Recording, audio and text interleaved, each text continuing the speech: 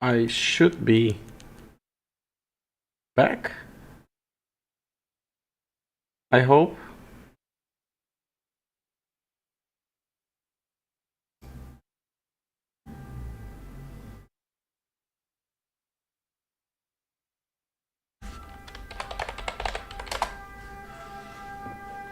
For some reason I need to input my password again. Also, I need to check the memory usage for OBS, as last time it had a massive memory spike. Give me just a second. Where is... There.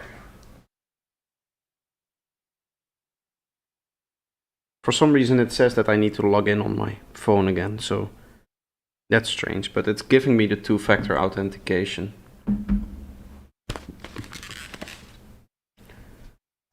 I also don't have a live chat in my OBS anymore. Everything is broken now. So I have to do with the live chat that we have here. I think I can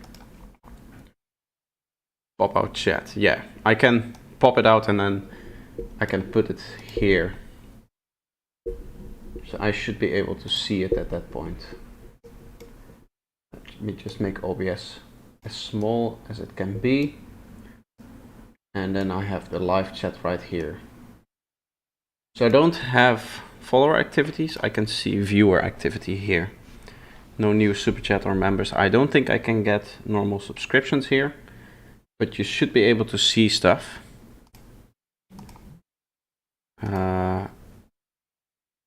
Analytics.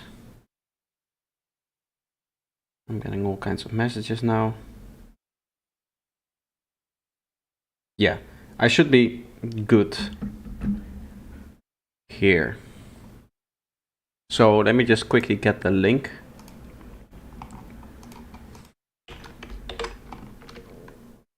And post this on Discord instead. And I'll have to keep an eye out for. Let me just organize everything now that it is also broken. The memory for OBS, that's what I need to see. So I can put this there and then have OBS in front. And I can see if there's not any issues. I'll edit. Placing the new link. New link should be in here. Sorry for the issues. This is not how I wanted it to be. But here I am.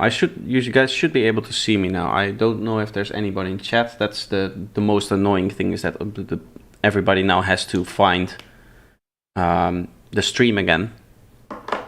But I think a notification is going out, so hopefully I'm getting a whole bunch of notifications here. Yeah, hopefully people are starting to join. Let me just see if I can see it here. Yes. Perfect. So, where were we? What were we doing? Yeah, but we're playing with Vital. So what happened was, while I was playing with Vital, suddenly my screen went completely black. All three of my monitors, and I got an issue with a driver not working. So that's why the playback stopped for the stream. But we should be back now, and we can continue. No webcam, just screen capture. Yeah, I know, the webcam problem is still there. The camera has an issue where it freezes after a little bit of using it. So I have to deal with that.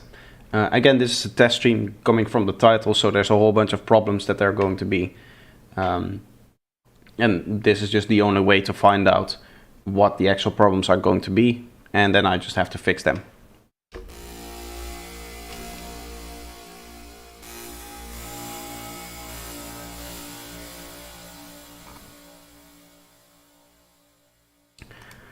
Okay, I have a question, just quickly. Where do I set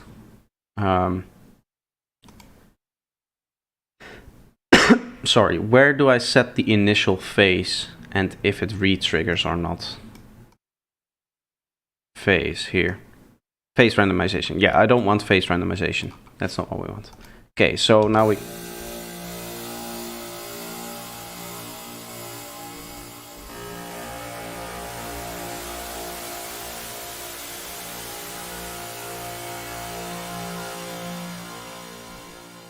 Let's have this come in up until like here, maybe.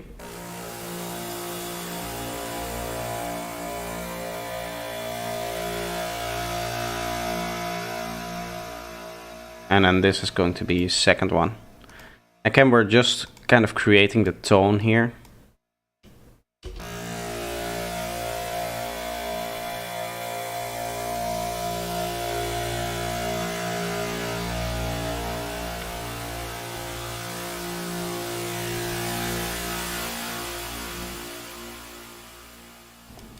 Let's record this and see if this sounds good.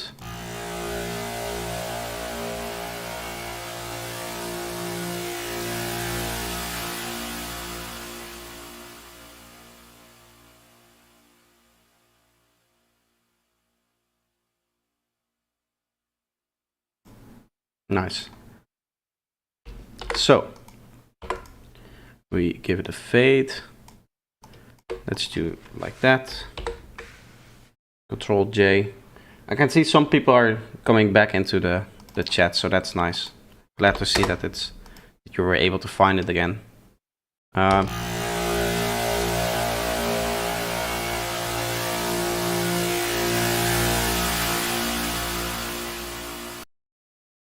That's kind of sounding how I want it to be. So this one was a quick one, apart from all of the problems. So we might decide to do some more with Vital, actually, because that seemed to go very, very fast. Oh, that's the YouTube link. That's not what I want.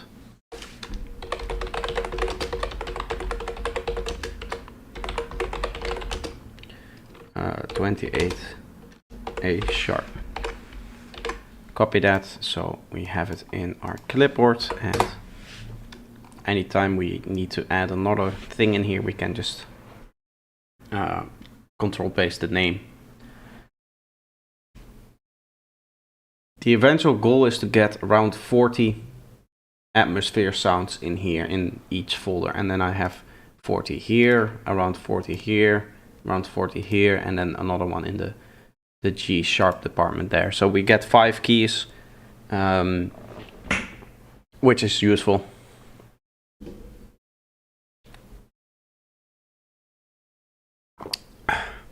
So let's continue. So as I said, I want to try another Vital idea, because the Vital one, one, I've bought it now, so I need to invest the time in it to get my money's worth.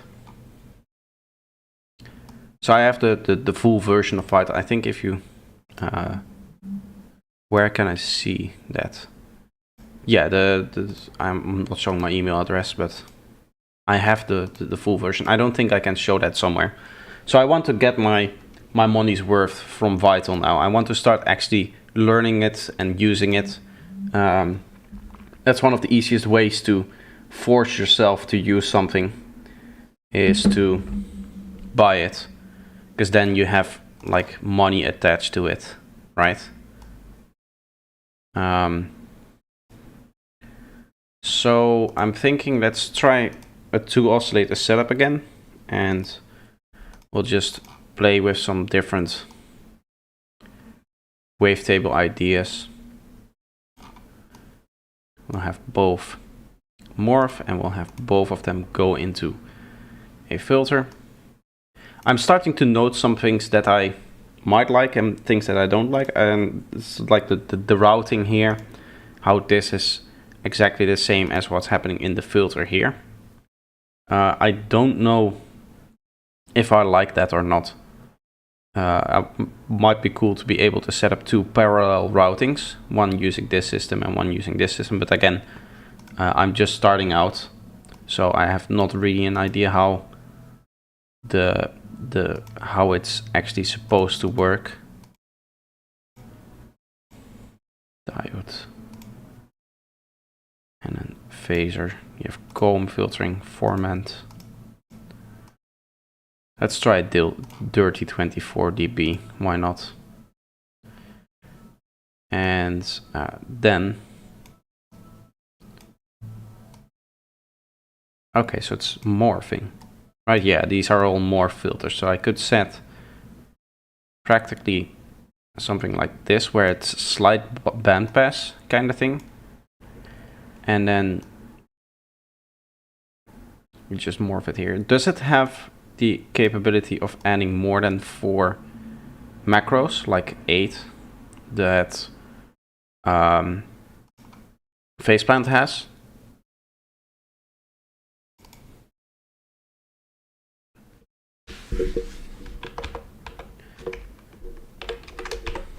Going to try something new here. We'll try 2 notes instead of 1. Let's make this a bit longer, and we'll do like a little bit of a darker sounding atmosphere. So we'll go 8 bar or 16 bars. That should be, yeah. And then we'll keep it like low there. Now it's obviously turned up way too much, so we'll go here. And the bending, we want it to be slightly more bandpassy, but not ever going towards the high pass kind of thing. So now we have like a dark morphing texture is the idea. So we have some variety. We don't have all of them fully on at all times, right? The like all of the sounds be full energy, full spectrum kind of thing.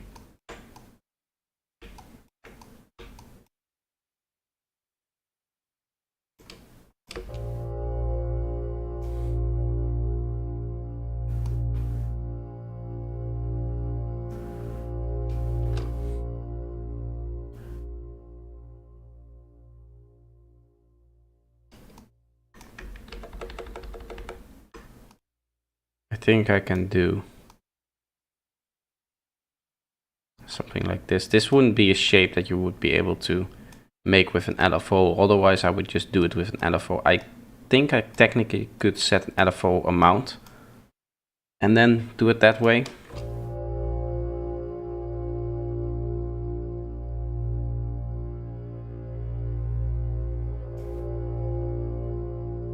Let's just have this morph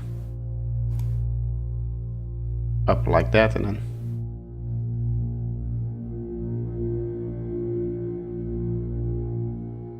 we'll play with this here. Just kind of set random directions for it to go. That tends to work well enough, and then you just listen through it, see if there's anything specific that you don't like.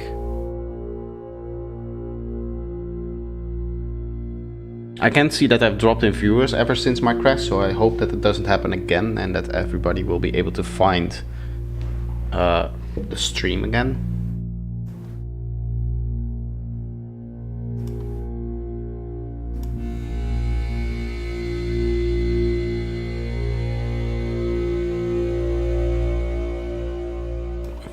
So that's kind of an OTT thing here, I think.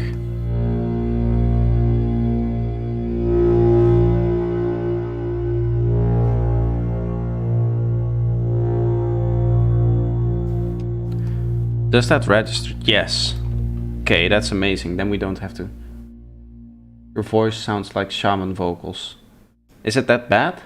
Or is it in a good sense?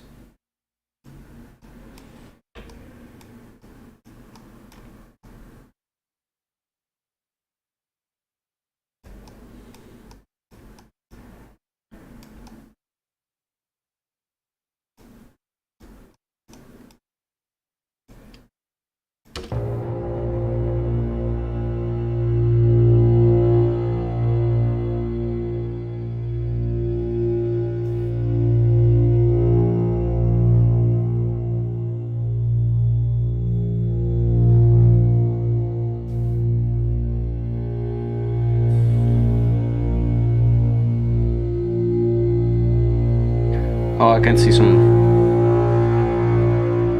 people coming back. Goes with the background. Nice.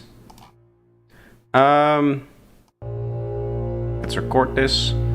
I hope it's not too dynamic. Well, it does seem to be like very dynamic with the distortion that we're adding.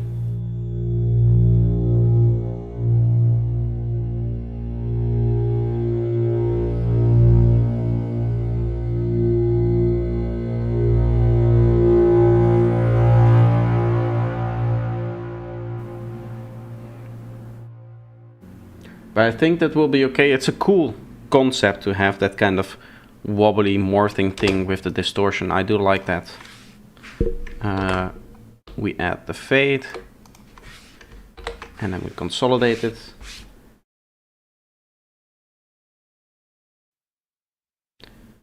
And if we set it to 0, we should, yeah, have a nice waveform.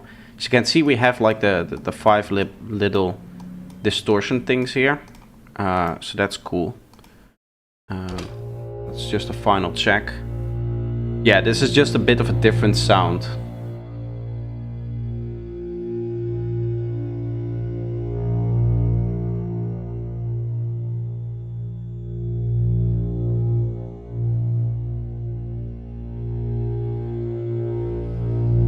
Okay, so we've done 5 sounds. This just takes a long time, this kind of sound design that I'm doing, obviously. We'll do 2 more, and then I'll take a break, and then we'll do something else. If you guys don't mind that, it's just some normal production. Maybe.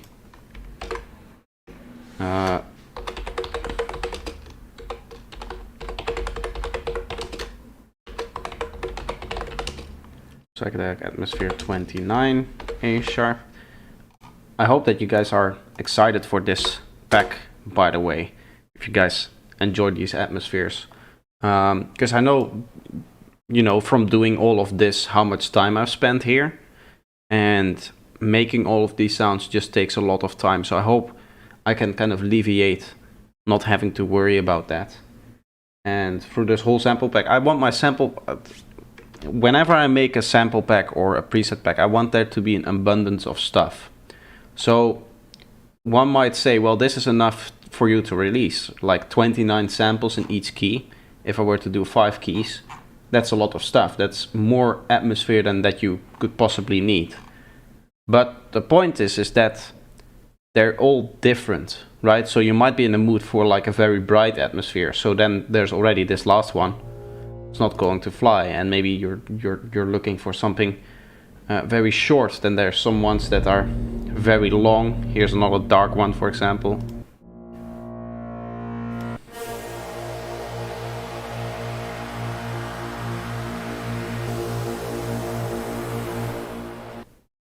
Like maybe it's just that, right? There's different vibes to these. So that's why I'd rather make 10 more than you would technically need, and give you the choice of like playing with different ones. I have noticed though that within Vital it is a lot easier to get the morphing, ever-changing sound that we're after. Phase disperse. Let's see. Ooh, I like that. That seems to be a cool kind of thing. It almost seems to be what happens to a psytrance bassline, but you're not able to say which phase or which frequencies it's going to shift. Like if you make a psytrance bassline and you process it with the multiband thing, the thing that I've been explaining at the start of the year, you kind of get, I think, the same thing. Obviously. Select a different reverb and delay, set different dry wets.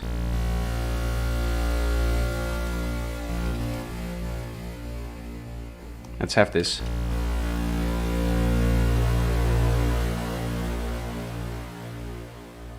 Just go down like this.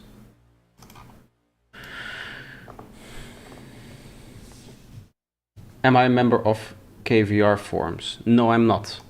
But I do know that it's like useful to be, maybe. Maybe that's not the right. It is a how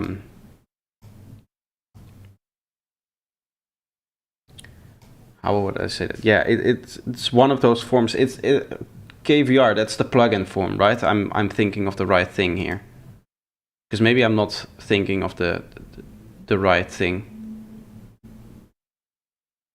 I'm kind of just looking what this does. This seems very complex.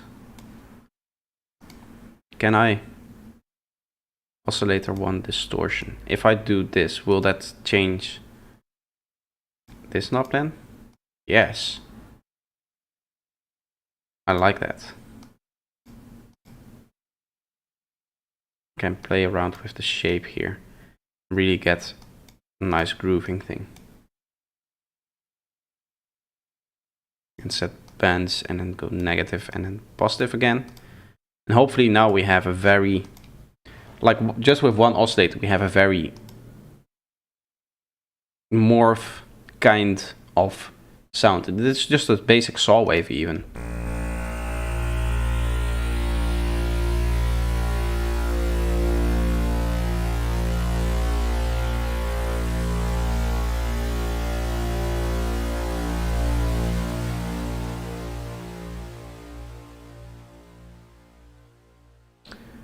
Okay, I want to, there is a way, yeah, it's a nice form, very old one. There's various selections including VSTL sales rates or general music companies for presets and so on. Yeah, I thought the KVR does plugin stuff, so I know KVR is a plugin focused form. Yeah. Then it's the one that I'm thinking of. I know that there's a lot of plugin developers that use it. So if you want to contact plugin developers for particular problems with a plugin or even a software, then you will be able to get an actual response from like a developer. So that's very, very useful. I know that much. I don't attend the forums, like I don't write there, but I do use it for like gathering information whenever I need something, in terms of if I have an issue with anything. Right now I want to find, yes, the frequency of A sharp. I believe there is a way, don't get me wrong, let's do this with Serum Effects, because I know how this works in Serum Effects. There is a way to set a flanger filter to the flanger plus and then 55, I think. Let me check this. There's a Squarify anything, AU5. If you don't know, AU5 is a also tutorial maker. YouTube. Oh, let's go to his YouTube channel.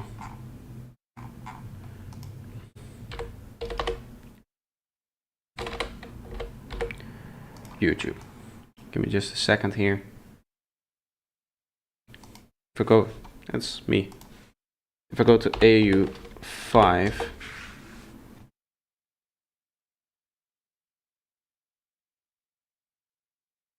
I go to his videos. There's a way that he does squarification of any sound,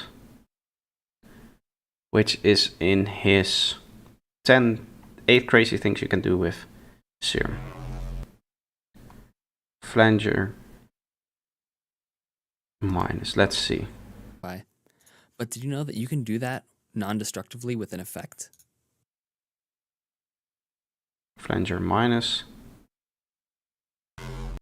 650. Okay, we can do that. So if I just set it to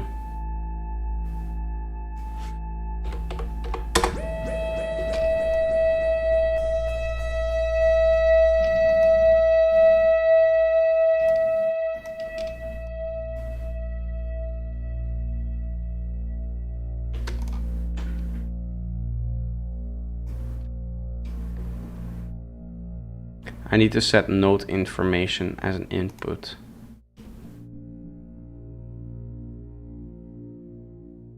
If I take a MIDI track, this is just a bit of experimentation because I need to set a sidechain input. So I'm going to route the track to itself and then have that go into Serum.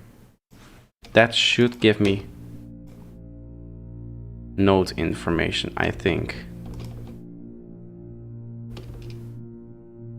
The point is that this is tuned so we have that non-destructive.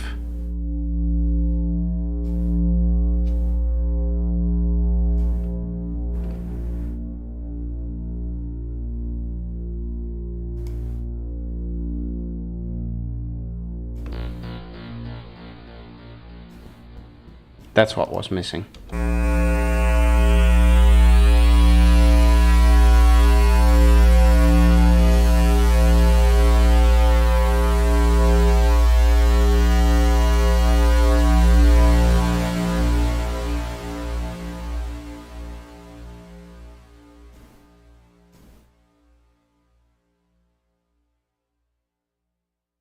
I know I can use the note on random. What I'm trying to do is I'm trying to tune this to a particular frequency. So let's go back here. Let's see what AU5 does, right? So this is the goal. We go here.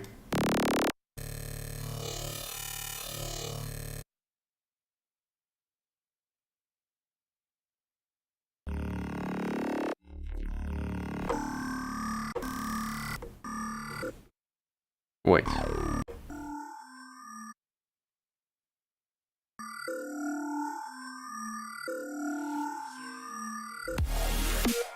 Real-time squarify. This is what we want. Squarify wavetables by going into the multis and hitting proc squarify. But did you know that you can do that non-destructively with an effect? Set up a flanger minus and then you drag the note on there and then set it to 650.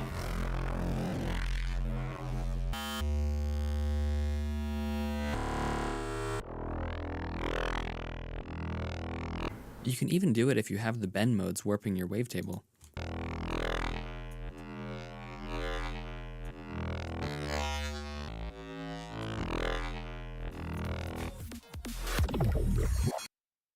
That's what we want. So I've set this up here the same way he had. I gave it a bit of resonance so we get a fuller sound. The goal is now to take this MIDI note and put it into Serum FX, which I think we're doing.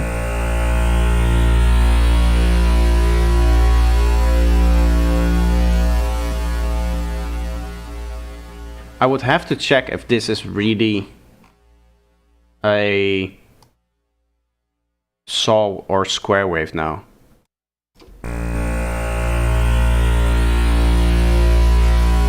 One there.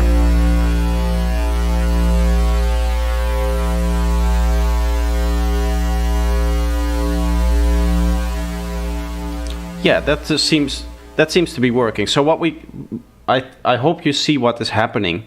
You see how every other harmonic towards the end there, when we're actually turning up the wet, is basically turned off, right? So if I put this here, you see how we were losing. Can you just drag the note thing on like he did with Serum? Yes, that's what we've done. The only thing is that I'm not generating the sound with Serum, I'm generating the sound with Vital. So my problem, what I thought would be a problem, is that I would need to take the MIDI that is going into Vital and have that go into Serum Effects. So we can do the Serum FX kind of thing, right?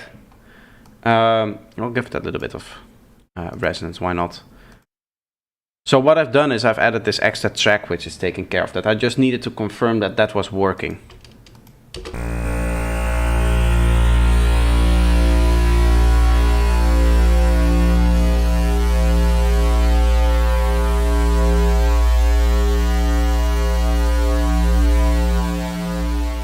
You see how the lower harmonics go out. Yeah, it's a bit more tricky once you, because I'm not using Serum anymore, or Serum as the synth, it became a bit more tricky.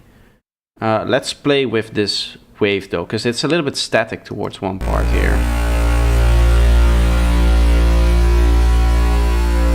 This part is a bit static. We can do more with this, so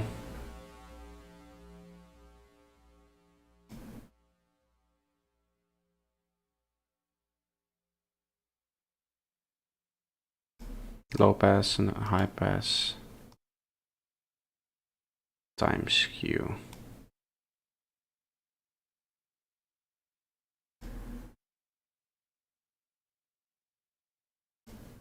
I'm looking for an interesting change to ooh. And then we'll pulse it. No, that's not what I want.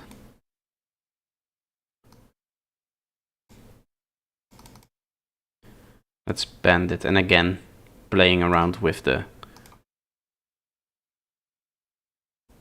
distortion here. We'll play around with the harmonic stretch, give that a nice curve, maybe like here.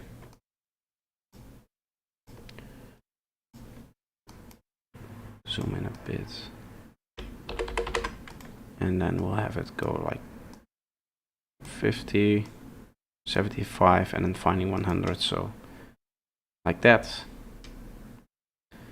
And then finally we have to edit the bend itself, and now I'm just going to set up a random shape here.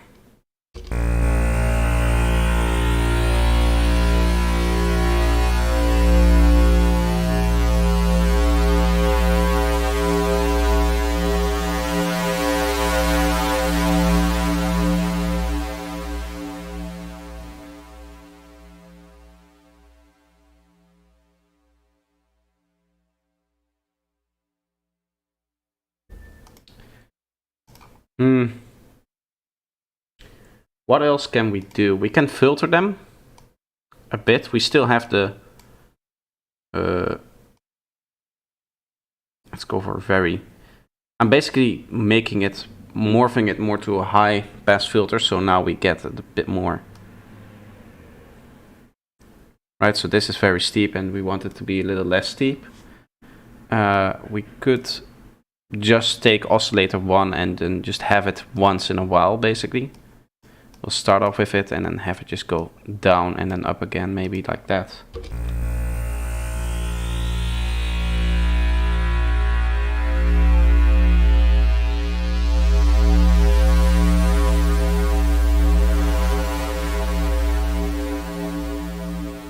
And this is gonna go on oscillator 2, which is then gonna go down. Move towards the 6 dB filter kind of thing. Yes, exactly. We're turning down the steepness so we get more a more gentle filter slope over it.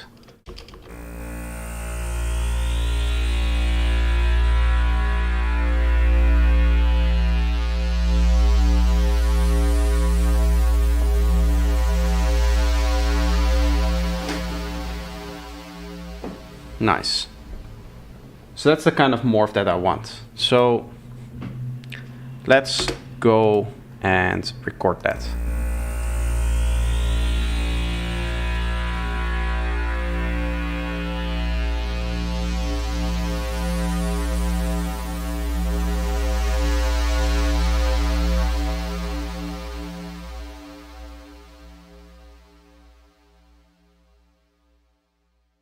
We wait for the reverb to ring out completely and then we stop the recording. I think we can cut it off there. It should be okay, and then just obviously fade it in.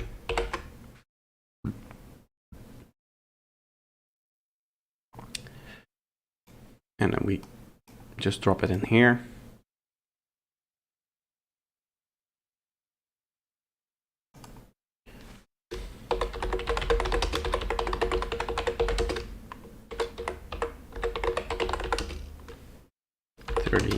Sharp, and we have another one done. So I'll do one more, as I said. Let's group this together because that's the same sound. What I saw him do, again going back here, does this have, yes, harmonic masking. Let's just watch this here. Serum lets you mask out harmonics from other wavetables.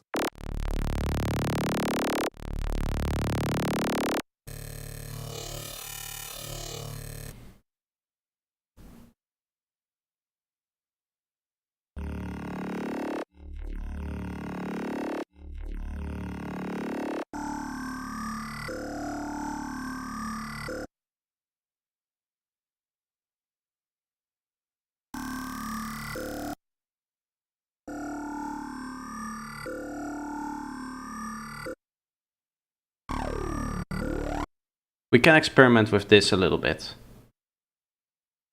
So if I understand it correctly, it allows you to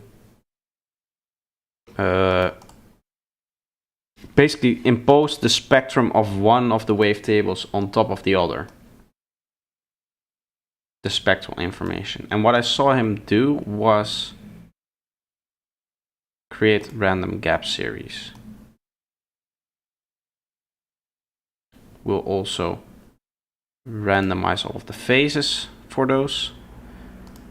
And now we have a strange tone, if I'm not mistaken.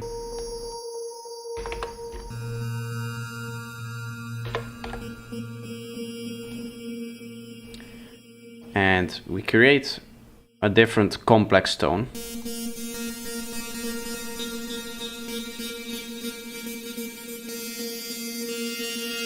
Obviously take this off.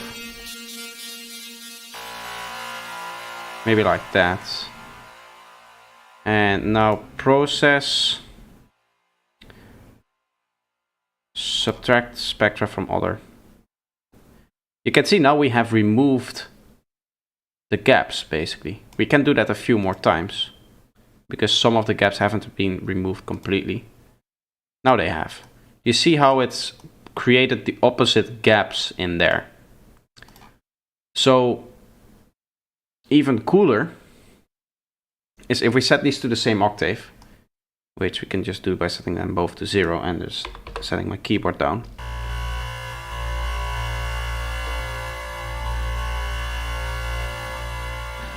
I should have chosen a wavetable that is morphable. Let's do that. Let's go to my documents. Documents, and I go into Xfer, Serum Tables, User, Tone Pack 2, and we'll just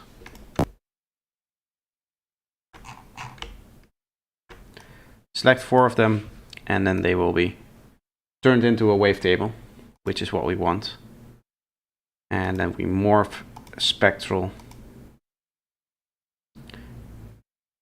0 fundamental phase, obviously.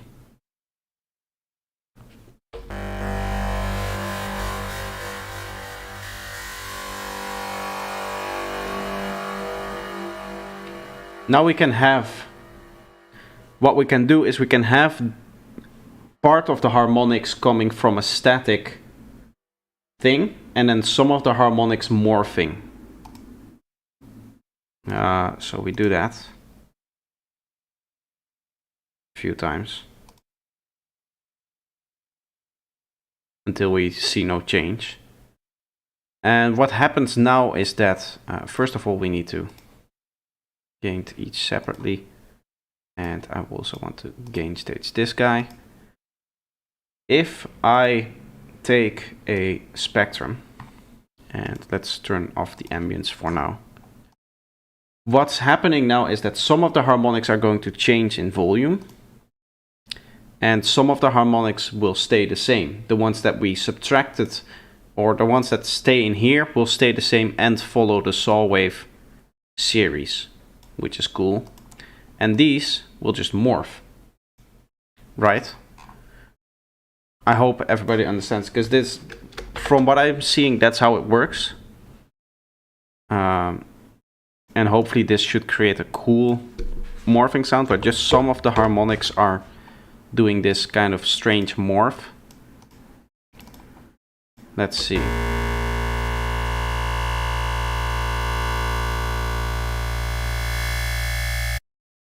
You see how we have partially like a normal saw wave series and part of it being all strange and messed up, right? Like doing all kinds of weird things. It might be cool to play with that. I'm going to band plus both of these and then throw that on a macro so we can control them similarly.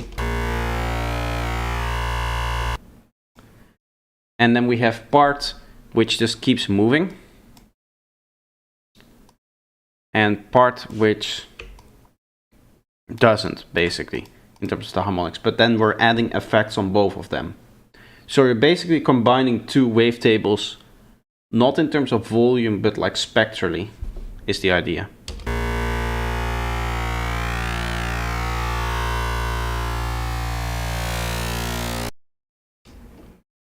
Which sounds really cool. You could even detune some of them and have some harmonics more detuned than others.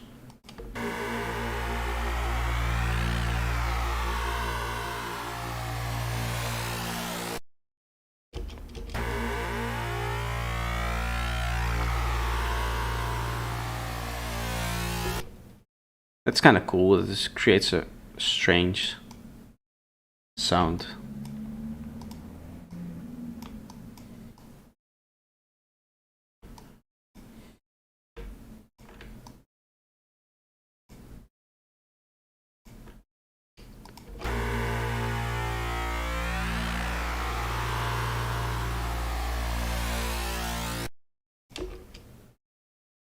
Kind of this weird morphing feeling that you have going on. Let's add a bit of a bandpass. What I like to do is add just something like this, so to add some movement again. We're just gonna go down and up.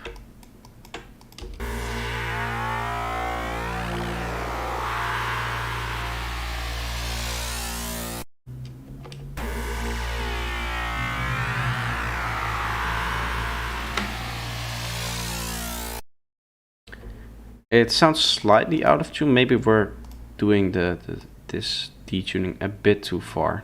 Let's keep it a bit lower, like this maybe.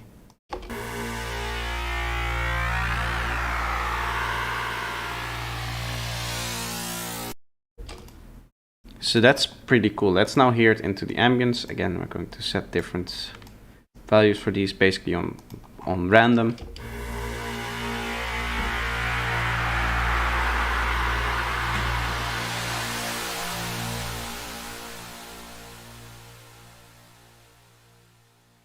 That's cool. It's a bit more aggressive. It's not the kind of sound that I would usually use, but I can hear that be something that you would want in your psytrance track.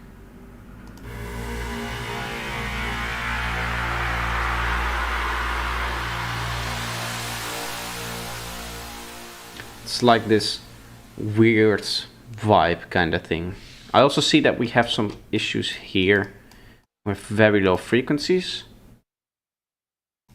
So let's just remove those and record again. We should get a cleaner recording then. It's probably because of the process that we're doing.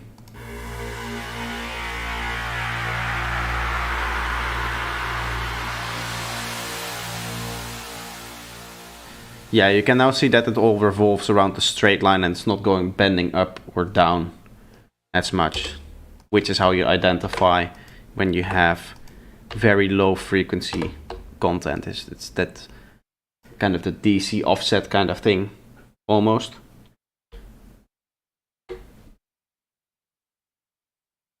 Nice systematic workflow. Automating reverb mix time also works well for ambience.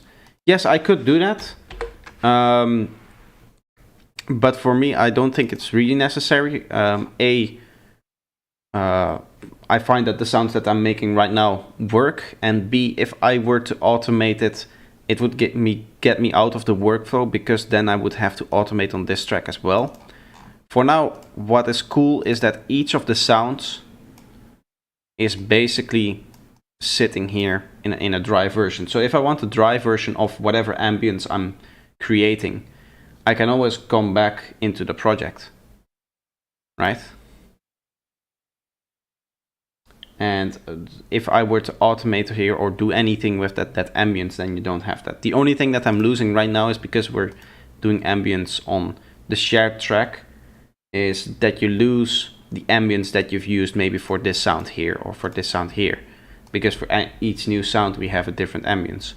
But that could also be a benefit, because then you can find, if I go back in the project, I can easily dial in a new sound and re-record it, and then I have a different version of essentially the same ambience, but just, or essentially the same sound, but with a different ambience just for me. So I could do that. If I were to do that, if I need to say I want to add more delay towards the end of a sound, what I would probably do is copy over the delay that I have and then automate that, or even just by copying it over, it should work.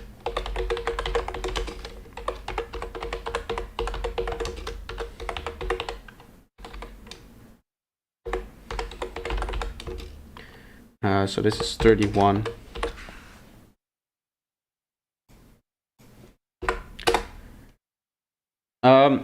I am going to quickly take a break here, because I've been streaming now in total for like 1.5 hours. I want to do another 2 hours after my little break. So I'll throw on a song for you guys that you can listen to, and then just 2 minutes, 3 minutes of me just kind of stretching my legs and everything, and then I'll be back. So I'm going to put on this. Is this? Yes. This song that I've been working on. You guys know this song, I think. I think most of you guys have heard this. If you're frequent, if you were in the last stream when I took a break, I've played this song as well. So this is again that song. I made some changes to it. Obviously, I've continued producing it. I've made the intro longer because it wasn't long enough. It was only 3 minutes and 30 seconds, and obviously that had to be longer. So now we have 3 minutes 45 seconds, or somewhere around that. So yeah, this is just for the break. I hope to play it once, and when we come back, then we'll continue once the song is finished, so you can hear what I've been up to.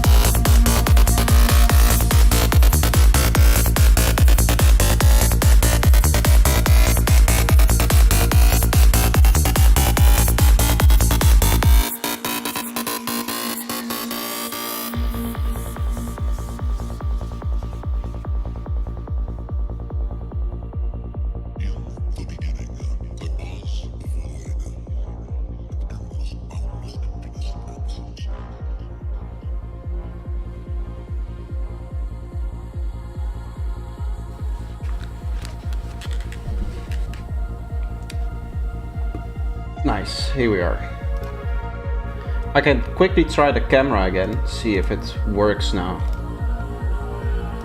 Deactivate, activate.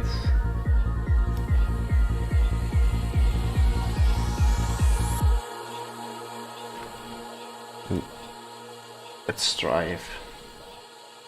This is one of these interesting topics where a lot of times people ask me if I believe the Big Bang Theory.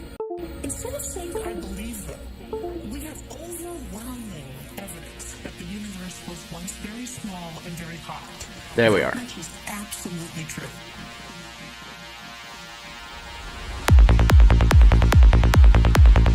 Thanks for all the feedback, it's nice. I can maybe save this chat, I think.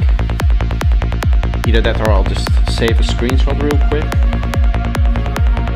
Let me see where this app opens. Yeah. Once the track is finished, I'll see what all the feedback is and then I'll just take a screenshot. Long intros, yeah, the whole goal was... I'll talk later. I'll have you listen.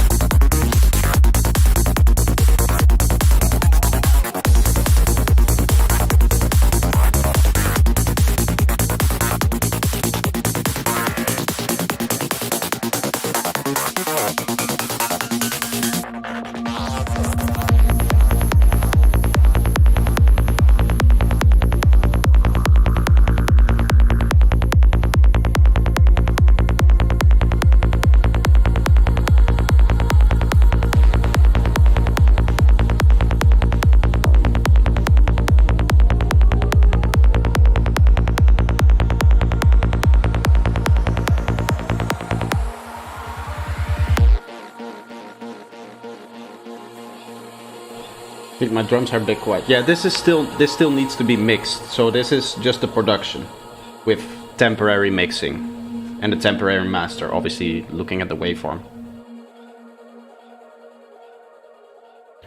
There's still things that I need to do here. As I'm taking your feedback into account. You guys not seem to like this lead very much. Clip them. Yeah, I'm going to... My plan is, if you haven't seen, I posted on Discord a request for help, now that you guys are all here, about mixing, right, in the help thing here. I posted a survey, and the goal, I'll put it in chat as well, so you guys can see. The goal is to get this survey, get as many opinions on mixing here, and then I'll do a proper video on mixing where I compare different mixing techniques. So there's like clip to zero, digital analog. I have a few more. I need to check my notes here real quick. Let me go to learning material mixing here. Yeah, I have these 5 different methods, right? Which are going to be my approaches. What I'm going to do is have this project, which is a real big project. This is 200 tracks right now with a whole bunch of tracks already like groups balanced down to single tracks. So in total, I think this project goes well over 300 tracks in terms of the amount of audio tracks that go into it. What my goal is to take those 200 down mixed tracks and then mix them using the different approaches. So eventually the goal is to then do a video on mixing with your guys' like input and stuff like that. So once this is all mixed, then those drum issues will be fixed, and I will try different methods to see which version of the track I like most, and then I'll obviously also maybe do a video on mastering once this project is mastered. So this is partially just like a really cool production, which I like because of the long intro, which is like a set opener almost, because it starts so very slow. This is a real cool way to open up a set, in my opinion. Like a DJ set. So that's the whole idea behind the production. I quickly need to screenshot this chat with the different feedback in it, so I don't forget.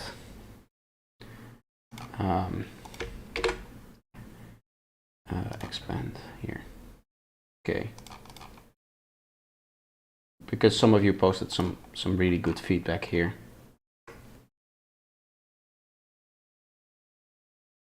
You wanted to fill that and completely forgot where it was. Yeah.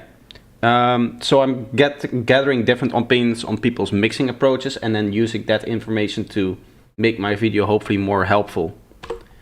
So that's like a big project. I'm planning on doing this 5 streams, and each stream there will be like a mixing session. And then for the first stream we'll use the first method, for the second stream we'll use the second method. So that's the goal. So impressive how big people make that project without getting audio fatigue.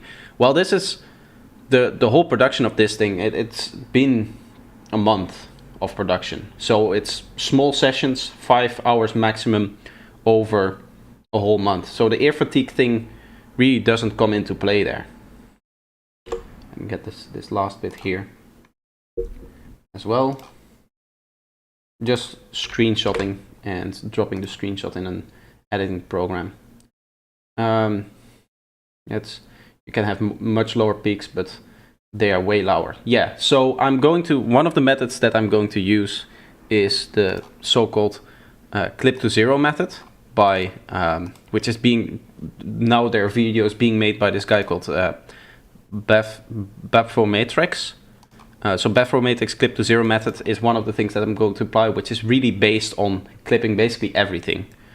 I'm at episode 4 of his things, and he still is releasing them. Let me see if I can find his channel as well. See if it pops up in my recommended somewhere. It always seems to do, but when you're looking for... there we are. This guy.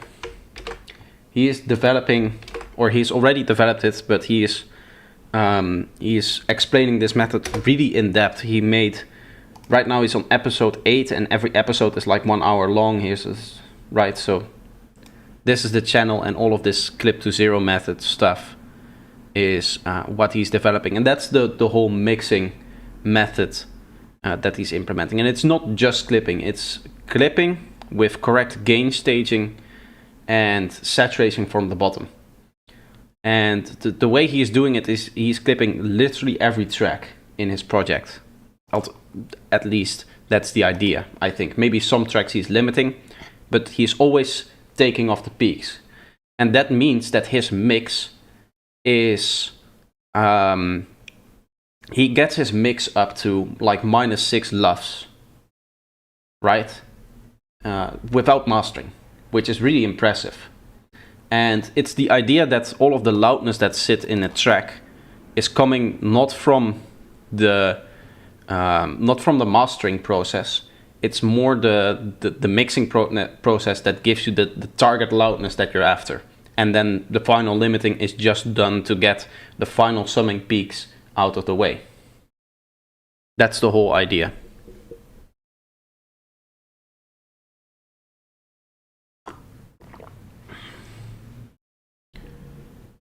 Now subscribe everything here. I don't have notifications too.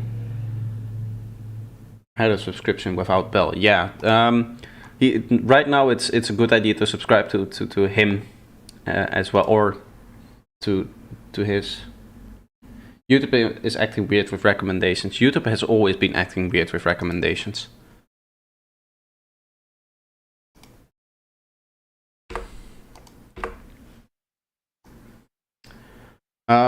Is there anything else I need to get back to in chat that I missed? Long intros, we've covered that. Script a bit for me, but now the leads are a bit meh.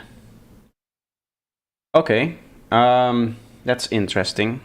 I'm not going to dive into that project because if I open that project on stream, my computer is going to crash. We can try a different project that I've been working on. Because I don't want to do more sound design, unless you guys say, oh, sound design is nice. But I was thinking maybe to go back to that project that we covered on the last stream that I did, which would be this one. We do want to save the changes here.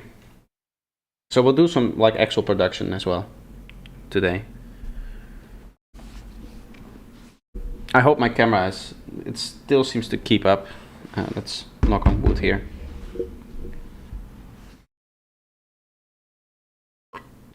Well, there's different leads playing. I don't know. Yeah, did you join when he said that? Yeah, I think so. Yeah. It's the one which suddenly becomes a gated lead in the first drop. I think he was talking about that one.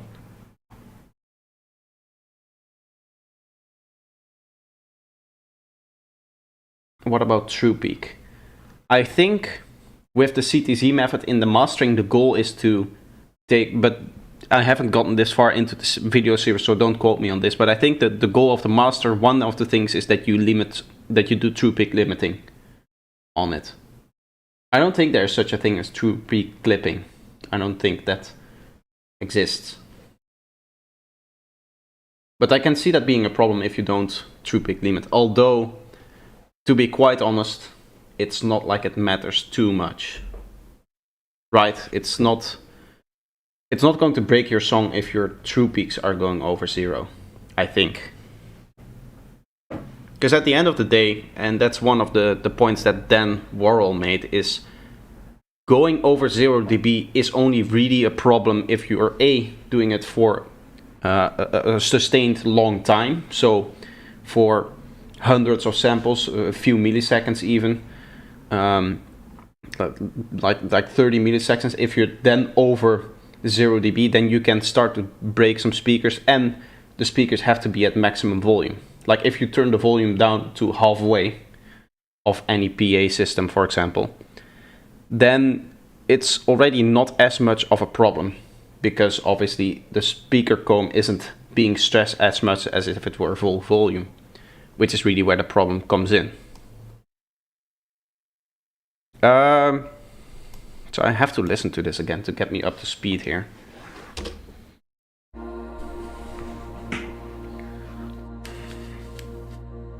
I don't really know what I was doing in this project. I think it was we did this on the last stream. We did the leads and everything.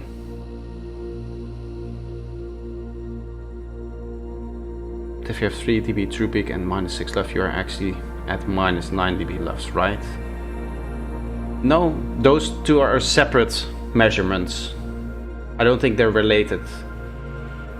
What happens if you then normalize it based on true peaks, then yes, you would be on -9 decibels, but I don't think you can do that. Like if you were to normalize that to 0 dB, it will still be at 3 decibels true peak, because it's not taking the true peaks into account. What true peaks are is, say you have, do I have audio samples here? Yes. If you zoom in, right, you get the individual points. Now let's say that you have this one very much at the top, so at 0 dB, and this one as well, but these two, the ones to the sides, are lower. So in automation that would look something like this. Let's say they are on top and these two are lower. You can imagine that the speaker comb isn't going to follow this shape, it's going to round it out. That's what a true pick is, it's in between the samples. So if you were to normalize that, it's not like the computer is going to know using the normalization algorithm, because that's just going to look at samples.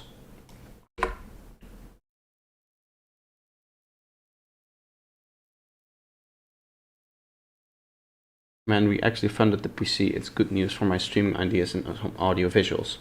You've got a new PC? Nice.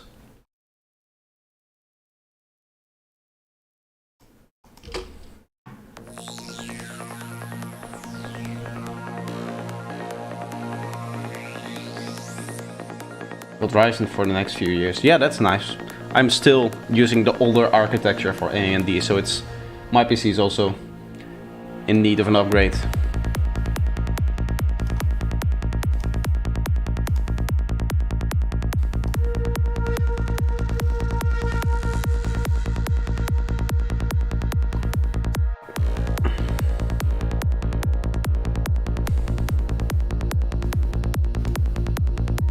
Lost in thought. That's the human condition.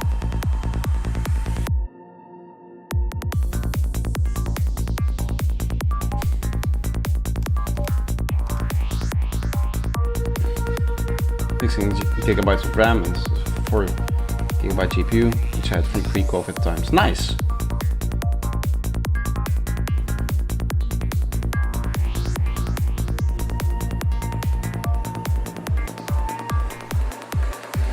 You may be having a spiritual awakening.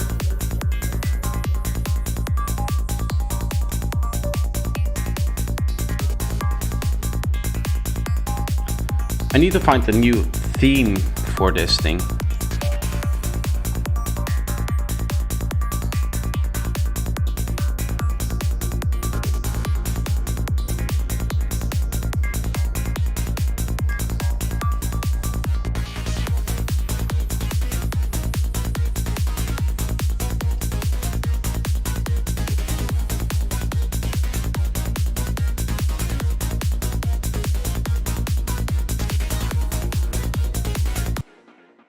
Thanks to community and good friends. Nice.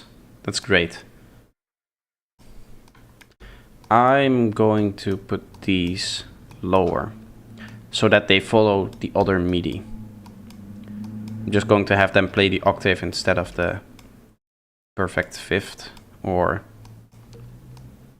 the perfect fourth. What is it playing? I think the perfect fourth. I'm not known for my music theory, so forget me if I get my terms mixed up.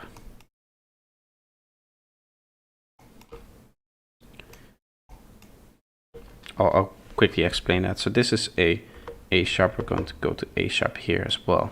And obviously I have to change that in here as well, because that's really where it's clashing. What was happening is this MIDI is playing octaves, and this MIDI was not. It was going from A sharp to D sharp. So I think I could just select all of this and then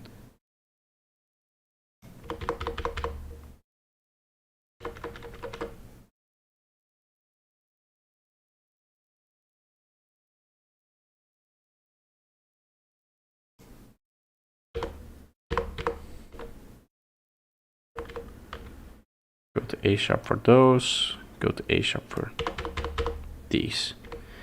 These other ones I don't really care because they're not on the beat. Your laptop was overheating and stuff like that. Yeah, my computer in that department is still doing good because I recently, well, semi-recently put in a new cooler, a water cooling system.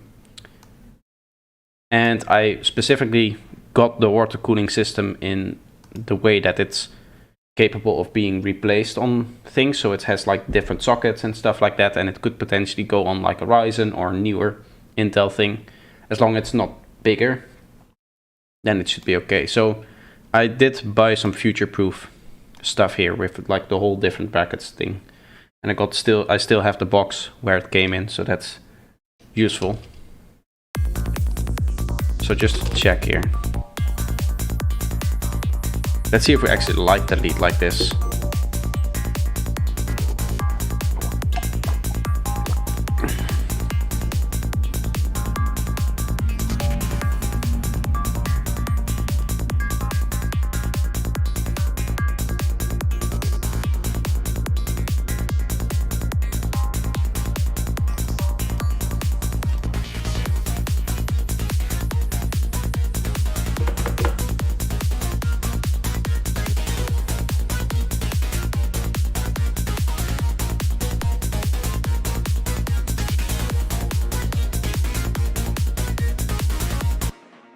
I don't really notice the change of the note, which is good. So the feeling that I had with that other lead isn't wasted.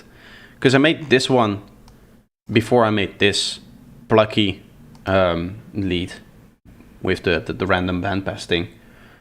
And we noticed that the rhythm fit really well together when I introduced it like this, which is doing the last stream. In if you were there, I think some of you were there. I think Nicola was here and Mind B was there as well with my last stream that I did. It's a while back now.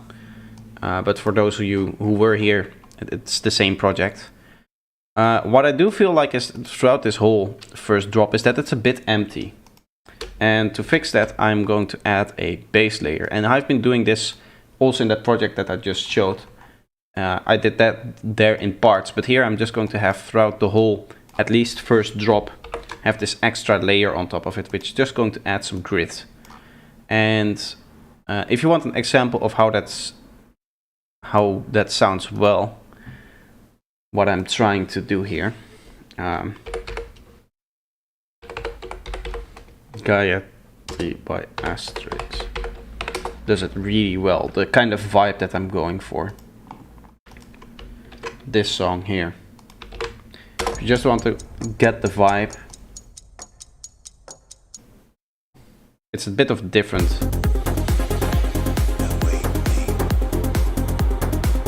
You hear how there's like some grit to the bass line. It's not just the sustained pluck thing. I think if I go to samples packed, here I have the Gaia 3 bass.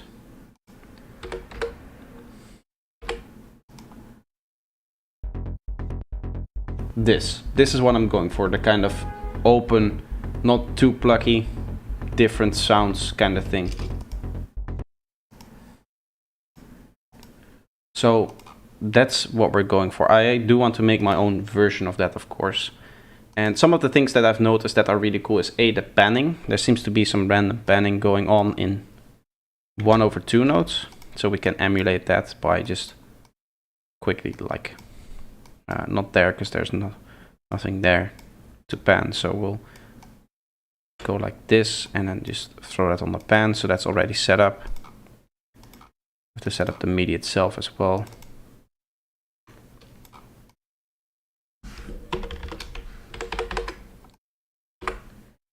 Thanks for the channel.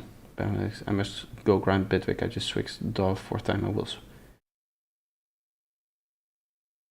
open and almost done. Next time. See you. Bye bye. Have fun in Bitwig.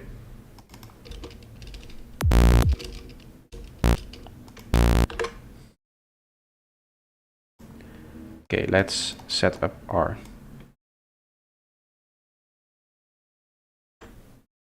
difficult in with electronic music when it's made for electric guitars. I didn't know you used Studio One. I have never really heard of people using Stereo One, at least for electronic music. I don't know why that would be the case, but I can imagine that it has to do with its architecture, the way it works. Going to do a little trick here. I'm basically going to set these, add some offset to these in phase, like almost 180 degrees. And you get this almost octave higher kind of sound. right? Like,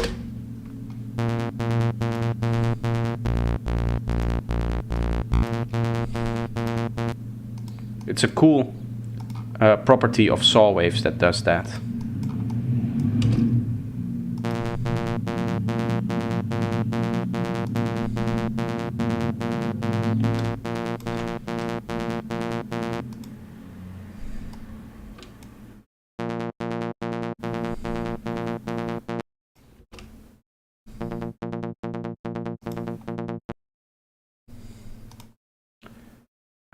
Let's add some soft clipping to this. A bit aggressive. Let's add a re-triggering hyper.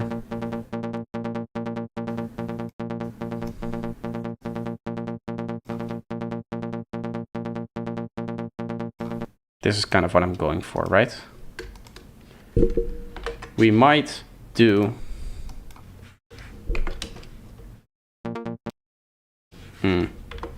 I don't think I'm a fan of the octave thing.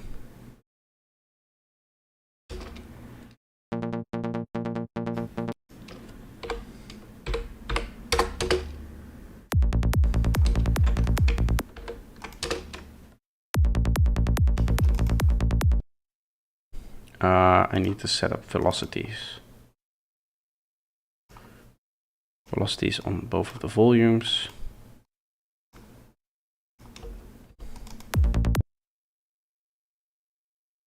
Gonna go up here and up there, and then have these lower.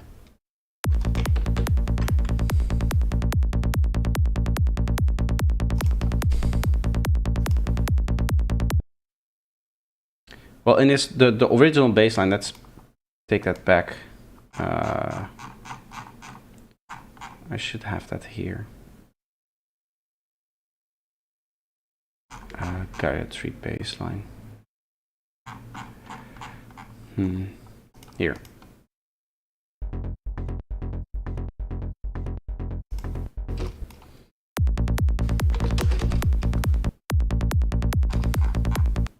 It seems like the first note is an octave lower. I'm trying to just kind of emulate what's happening there.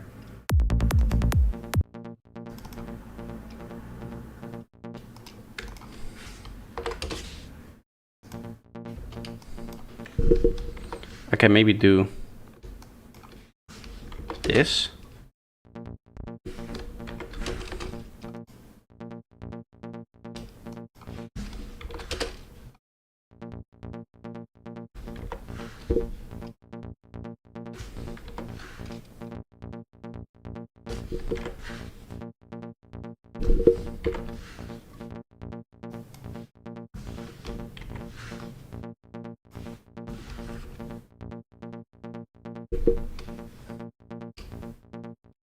Just a little rhythmic change by having that one note lower.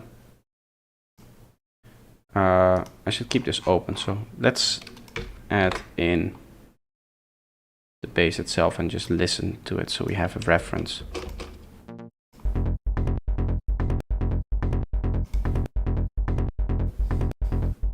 Obviously that drum isn't part of it. We can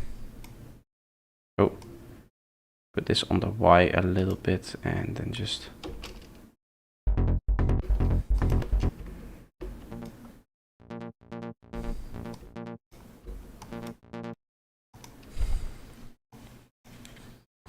it seems to do something like this. I'm not going for the exact thing, but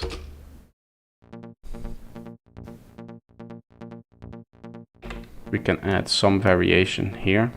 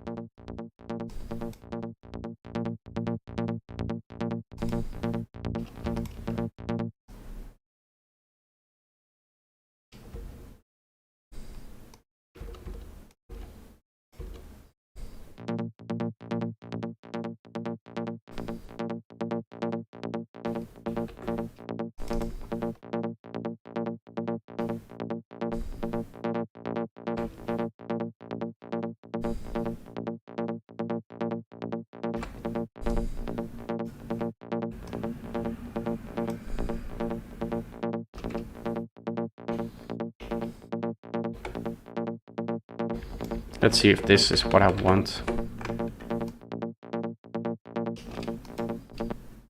You can see if...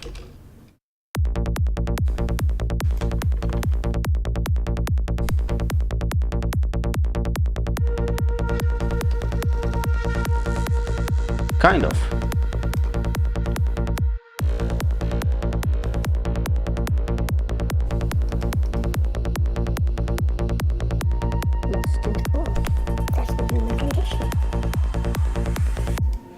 It's a bit too loud now.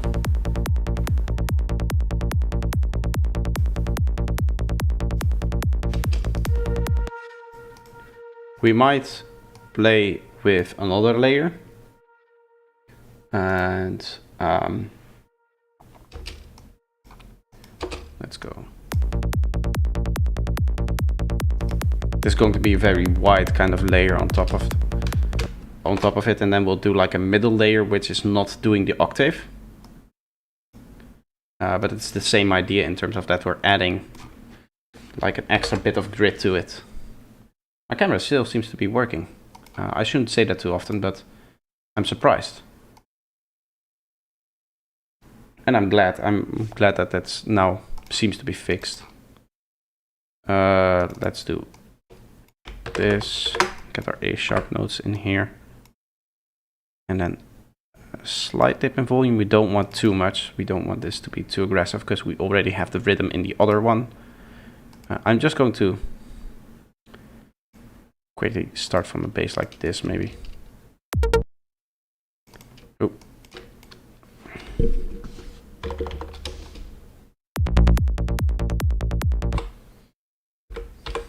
Minus 14.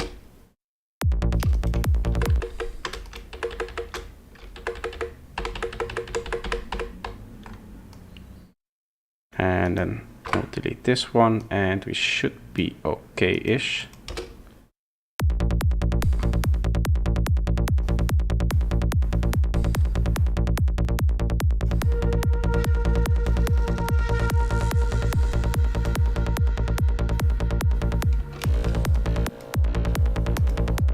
Just as a starting point, I'm using a preset, but we'll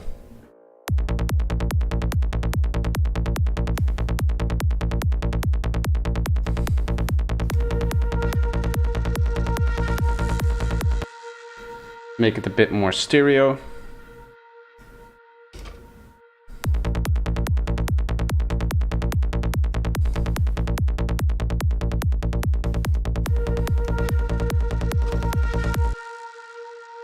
Remove that real high end because we already have that.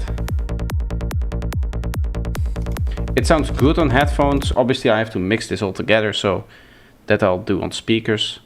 If there's somebody who is listening on speakers, I'd like some feedback if you're there. I should place this here. So this is just to check if there's nothing still remaining in the low end and it's all good.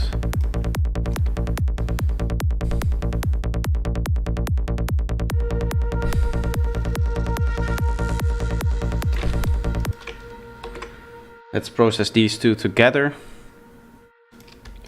by setting this to 0 and this to minus 14 to compensate. You can maybe do it the other way around, check if this is...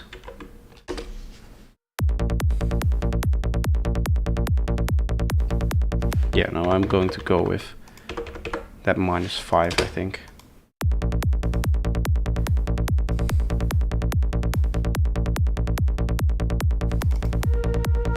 And have this.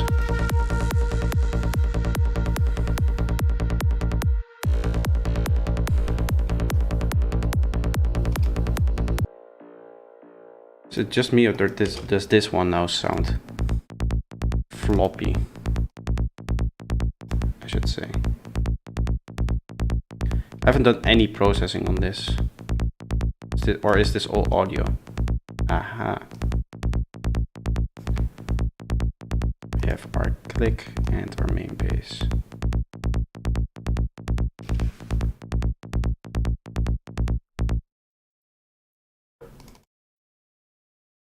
This is pretty stereo. That shouldn't be that stereo.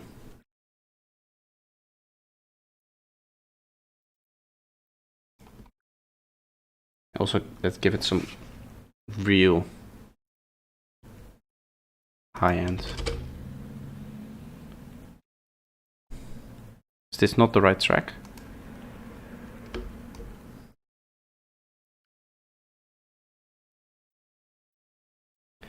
Aha!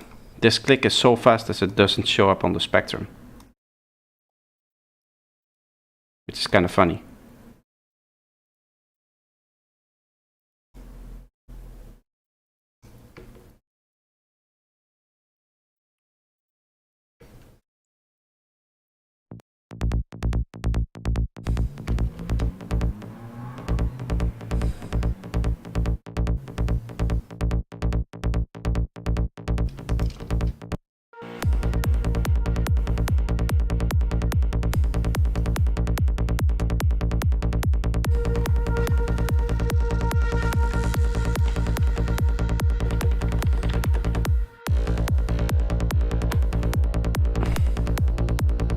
I don't think we're gonna have that here. Here we're just going for the clean version of the bass line. The physical problem was spiritual racism. The spiritual racism.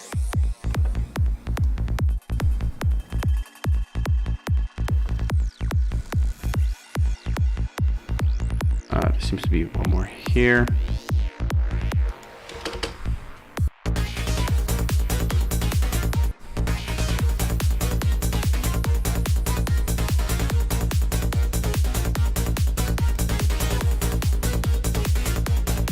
Love the track, thank you.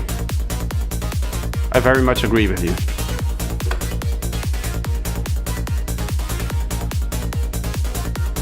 I don't really think we need it there because it's not like you can hear it too much. But we'll just leave it in there for just to be sure. I want to slightly saturate this.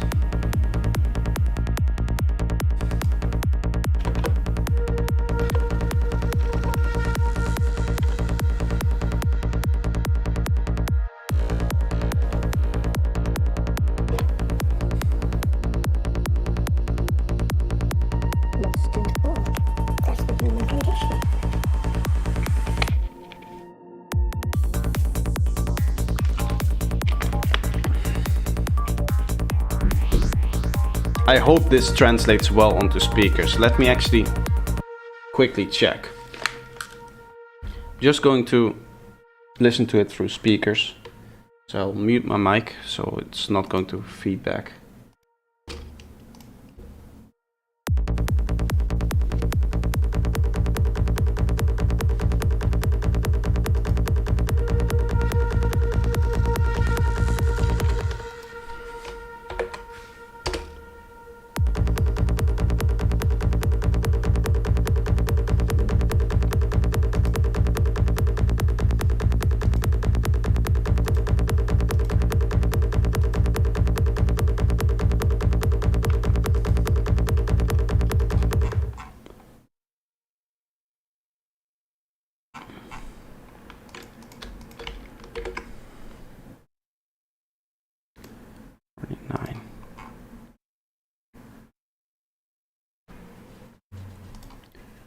Oop.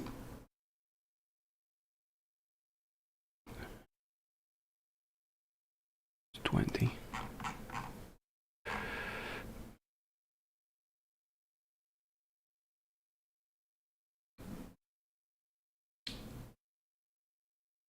Okay. I should be back.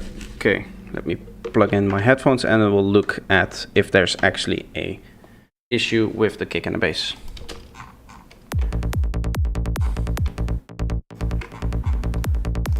I should be able to.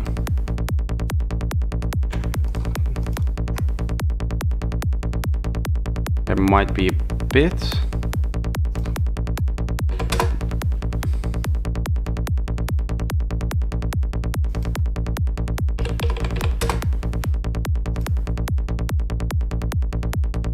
Milliseconds.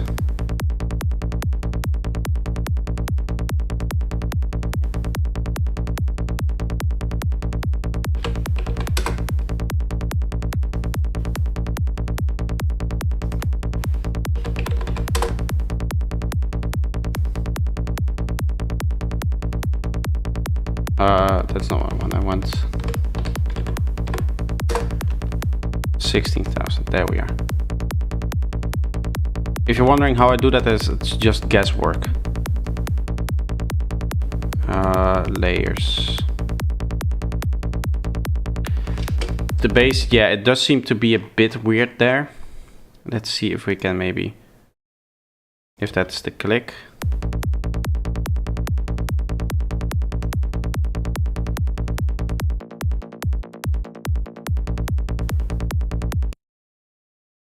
Can I change phase with size scope? Well, it's not really the phase, you're changing the delay, basically, of it, so that it matches up with the grid. I'm not actually modifying the phase itself. It does seem to me that the issue with the click that I can see, in the sense that it's so strange up here. I also don't know why these things are here. Those shouldn't be there. Those are effects. You don't want those. That this weird start of the click is because of the sample here. And I don't really know why. This seems... it's not the cleanest. The fact that it's not fully on the grid, I don't really care. It's like close enough. It's the click. It seems doubled.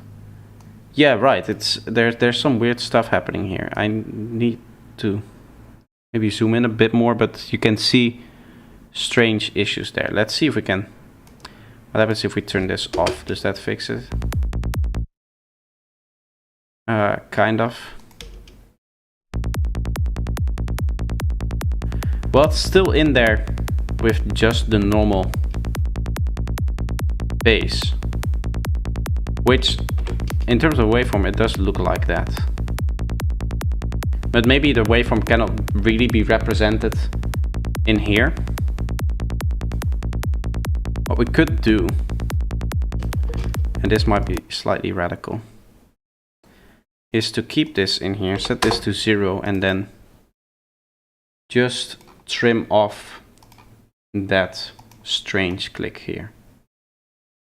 Now this is not a nice solution,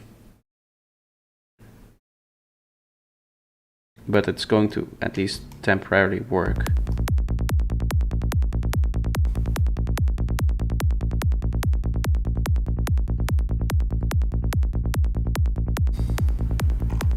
And now we can put this back in. Now this is obviously taking over the high end a bit, at least for me.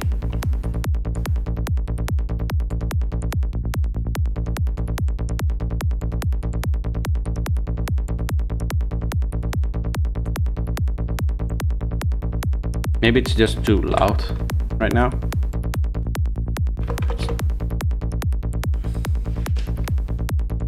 One thing we should do is have the processing on this group.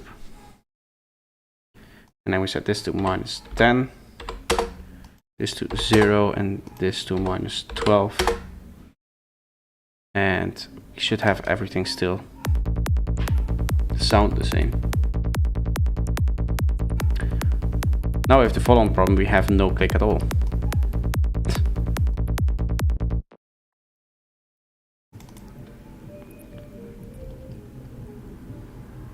There's something about this click in that it just doesn't show up, like at all. And that might be because it's fully stereo. Aha! That's the reason why if you put the width to 0. Let's just take the left channel then from that.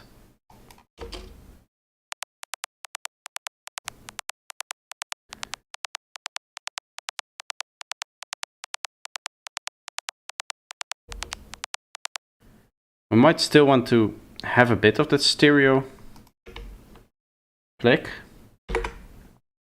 So to do that, I'm going to duplicate it, group these two together. Now this is going to be our click group, and this is extremely complex for a track. This might do weird things in the left channel. Yes. Okay. So this is not a solution. I wanted a bit of stereo in there. But there's better approaches. Let's get to ungrouping this and yes, here. You now have it completely mono. I also want more stuff above 10K, so you can slightly enhance this.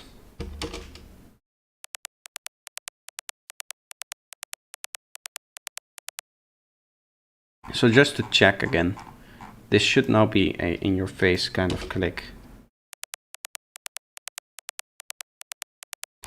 Obviously, if I'm temporarily just going to turn all of this off, so that's not an issue. Now obviously it's too loud, right? Because it's clipping.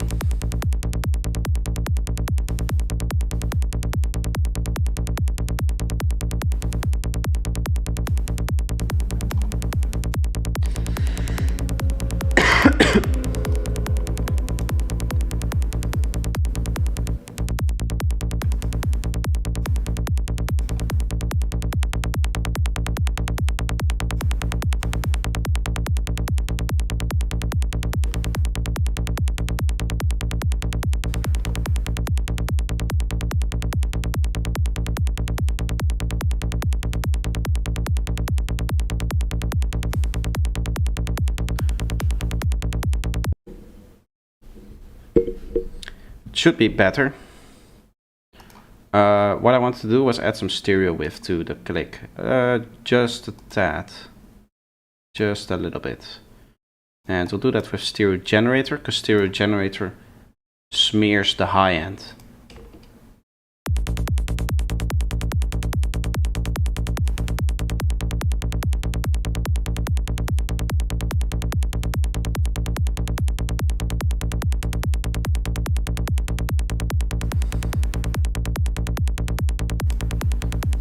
You can see just a little bit of stereo now.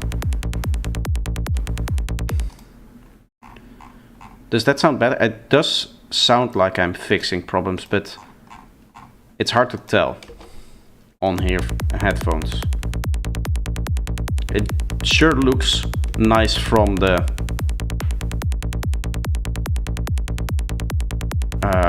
thing here, from the waveform. I should probably put this back so I can see where my camera is.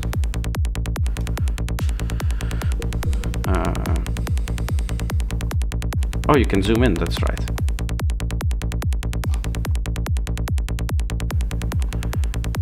Yeah, that's kind of how I want it. Clean, click.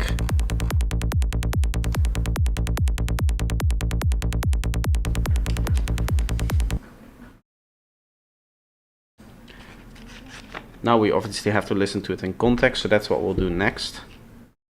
But I'm quickly getting me some iced tea.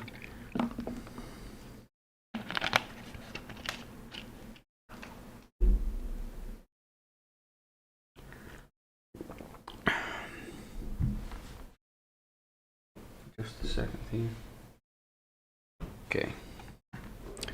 Okay, let's listen to it in the context of our track, and then we'll also implement that bass layer in this part here that we have. Just the click is still too loud. Okay, I can turn it down 2 more decibels. It looked okay-ish from the waveform. That's kind of where you want your click to be in terms of loudness, I think. But it might still, yeah, be a bit too much on the ear.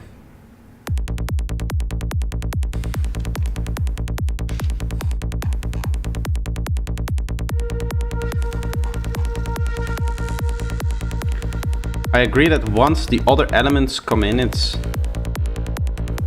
a bit too extreme. Because then the mid-range gets covered.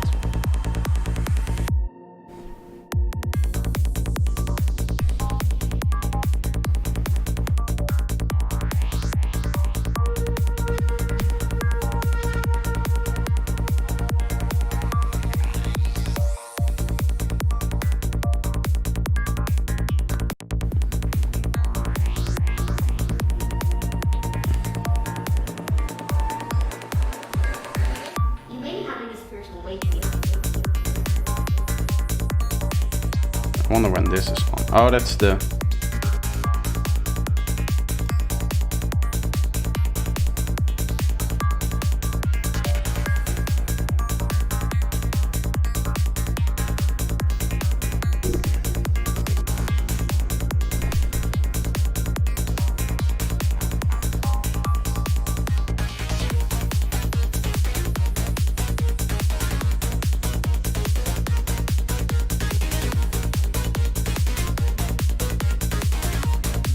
That does sound better. I am happy with our new bassline here. Let's hear this. The problem was not the physical. The problem was spiritual racism. The spiritual racism.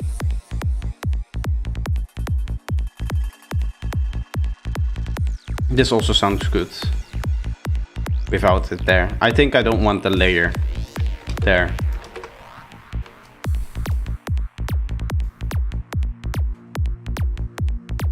We already have that other bass thing. The anguish of the soul, you know, you read about the black night of the soul. This thing. It's like that.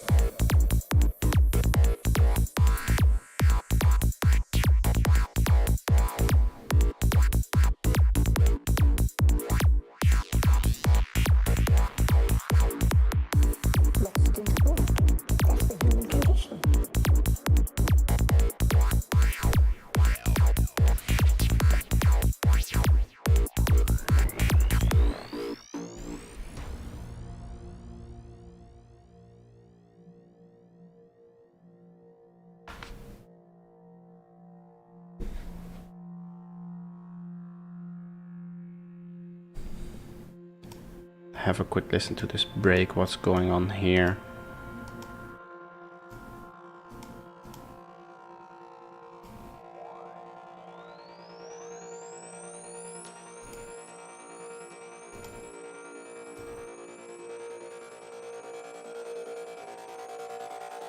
I'll add more vocals to this part, but I don't think much more else. Those pads are doing it.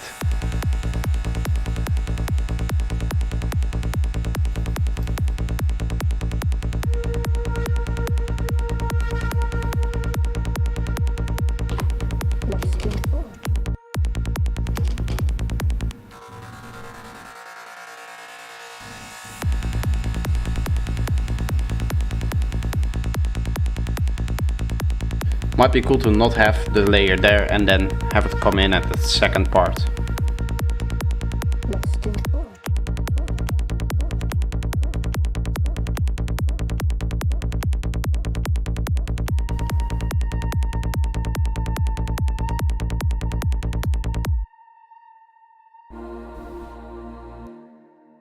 That might work. What time is it? I'll do like another hour, I think. How long have I been streaming now since my last break? About an hour. Can do another half an hour and then we'll see. I'll take another break after half an hour and then we'll see if I have more time or maybe energy to stream some more. I do really like it. I like the direct, not feedback, but conversation that you're having. Like, what I miss about maybe like the Discord server, before I took my break on YouTube, my long 1 year break, I had a very active Discord server. And now I'm struggling to get that same level of conversation like back in there. And part of that is maybe on me, maybe I'm not spending enough time there, but it's also the old people kind of just left and gotten into other Discord servers, obviously, so they are all talking. The people who want to talk, like Steels' Discord server is much more active than mine, because part of the community that I had that was really in there for like the daily conversation about Psytrance and producing and stuff went over to Discord servers like the one of Steels, which is expectable. So either I need to find new people who don't already have like a Discord server where they talk with each other on a daily basis, or yeah, no, that's kind of what I have to do. I have to build up my community again, And the cool thing about streaming is that there you do have that direct conversation. Like I can say something and have the chat basically instantly react to that, even with the 5 viewers that I have now, which is really cool. That's the main advantage of it. So that's why I like it. And also it keeps me focused. Streaming, when you're streaming, you have to do stuff, otherwise it's not entertaining, and thus it keeps you focused on what you have to do. What I want to do is intro, because this intro is bothering me a bit, so I'm going to loop that and we'll just play it once more.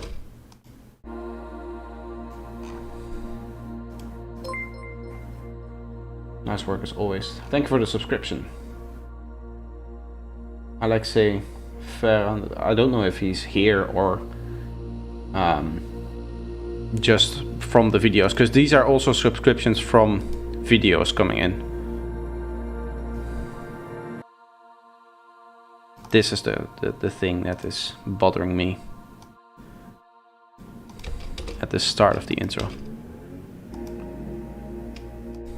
together with this one.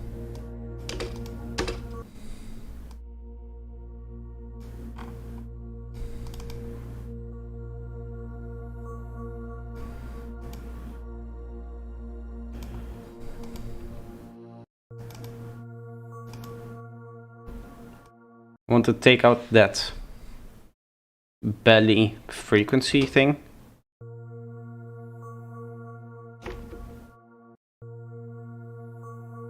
That one.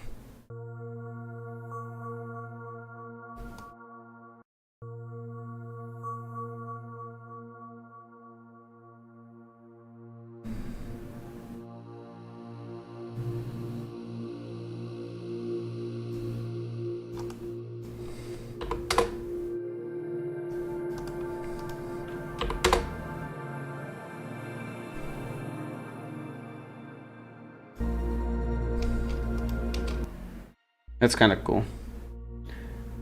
I'm sorry I cannot pronounce your name, but I'm happy for the compliment. Aristoteles. Is that a Greek name? The Stoteles. Stoteles. Aristoteles. I hope I'm pronouncing that right. Thank you for the compliment. I'm glad you're enjoying my work here. I'm sorry for not being able to pronounce names, but you do have a tough name.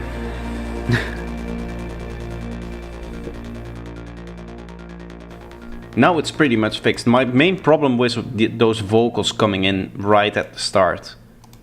So I'm going to do a master recording check, see how the dynamics of it are.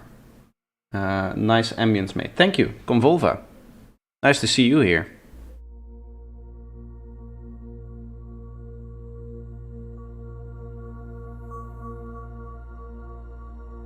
Okay, so that bell is really coming in there.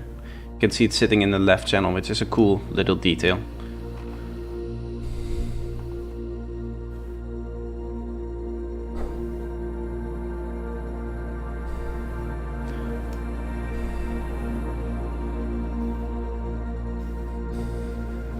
See what else we can do with this, if this is not a bit too basic.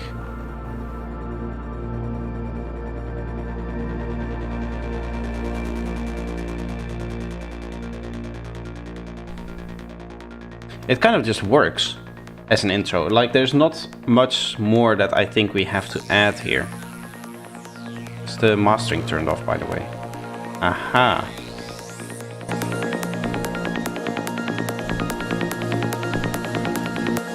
So I'm producing through temporary master. Bulgar singing in the intro. Well, there's already a track on the same project, like EP. This is for the same EP as that big track that I showed before. That's going to have that. But it might be cool, yeah, to have that throughout the whole EP. But not in this intro. I think the intro, just like an ambient thing like this, would be cool. To just have it like that.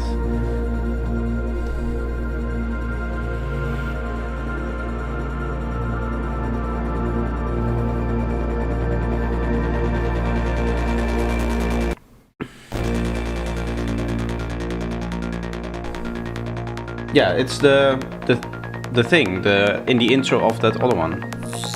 Don't mind the recordings here.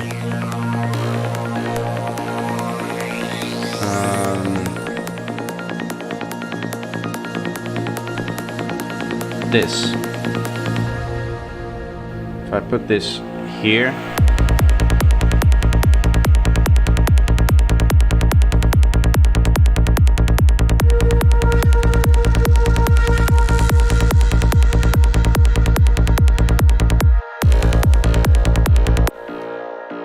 This.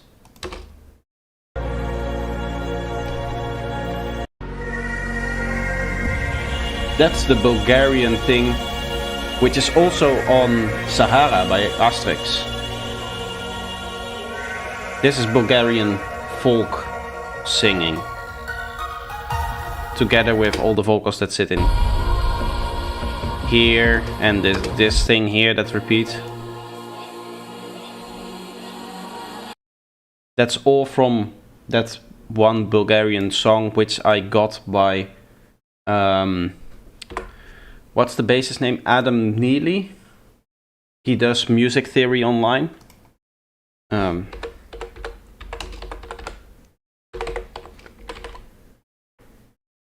Adam Neely made a video on microtonal stuff, from which I got to Bulgarian folk singing, which is one of the topics he talks about, because it's like microtonal or something like that. Bulgarian folk music, and then it is, let me find the link. Kaval Zviri is the song name.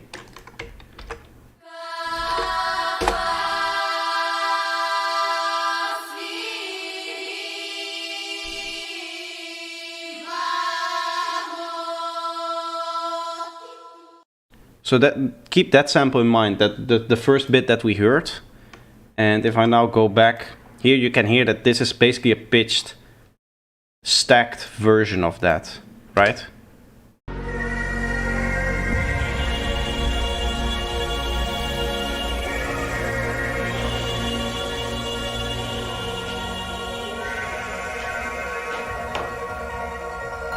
And I was able to stack it a few times, so here the one is darker. It's that octave lower thing. Is this the same sample in Asterix Sahara? Yes. Yes, this is also in Sahara in one of his small breakdowns. Sahara Asterix. You should also be able to hear it at like 3 minutes something.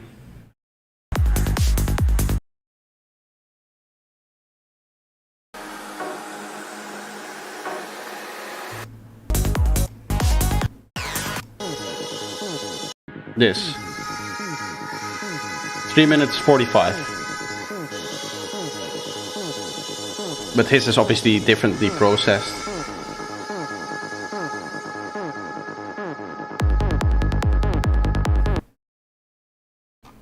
So yeah, that's where that's from. And then also, because the song is like a 3-minute song, right? Or 2-minute song. So it repeats the first phrase 3 times, which is how I got the stacks.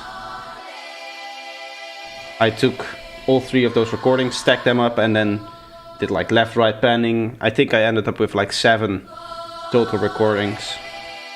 And then all kinds of different effects, different octaves, and that makes that whole big version of it. And then here comes that repeating things.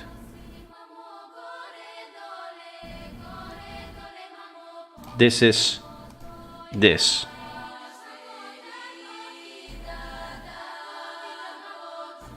That last bit is this.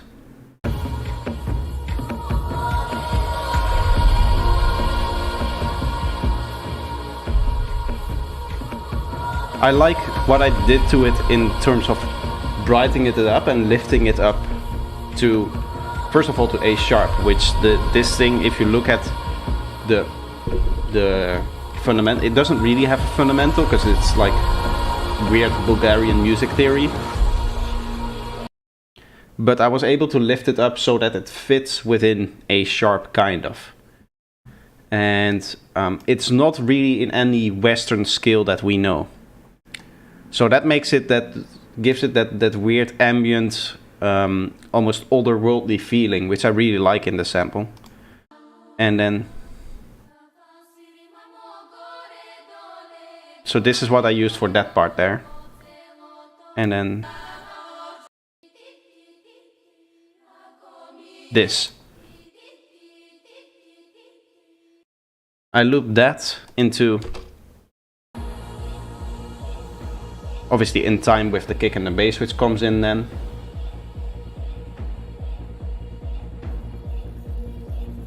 And that sits throughout here, and then also like going into the drop here.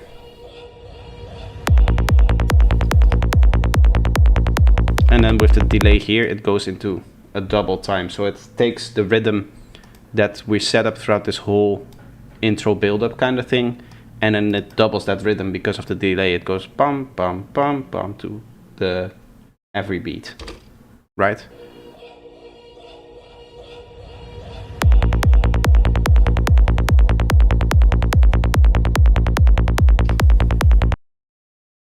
And then there's a lot more samples. There's other samples out of it as well. I think I layered something here.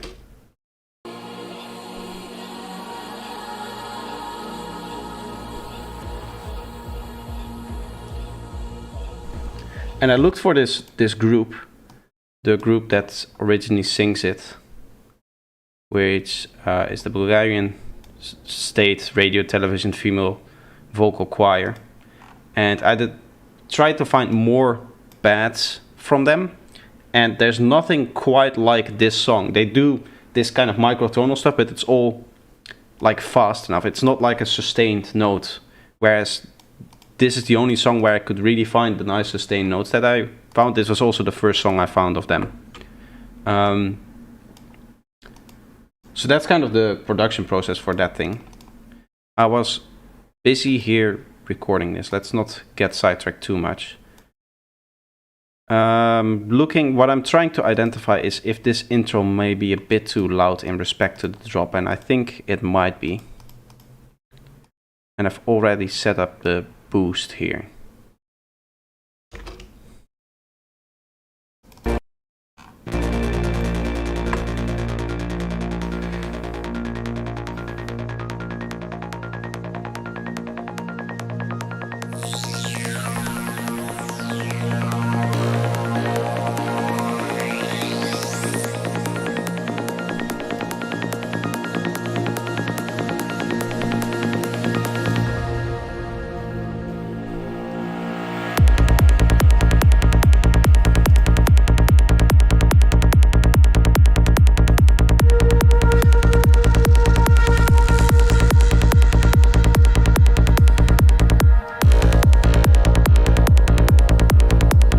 I think it's decent, okay.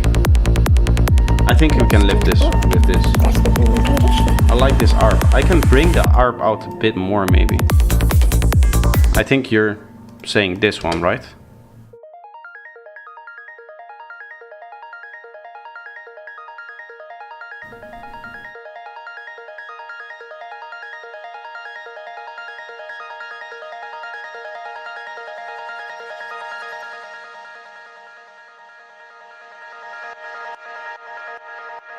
Is this cool effect of it coming back in, which is what you see here in the waveform.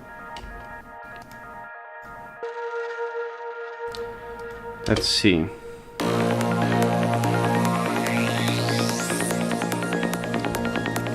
I was thinking that one of the things here that I don't like is the fact that this, not here, maybe not this way,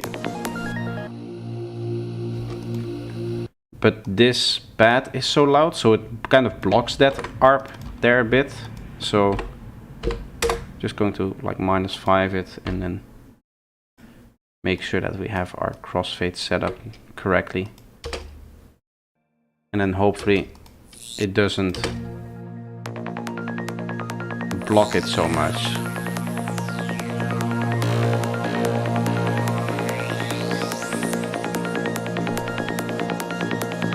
It now just kind of sits under it and not on top of it, which is the goal.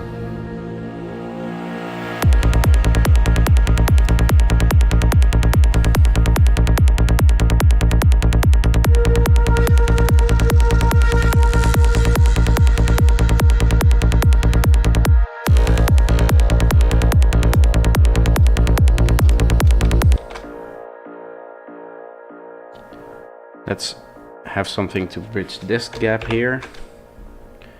The way I'm going to do it is just add some more MIDI tracks.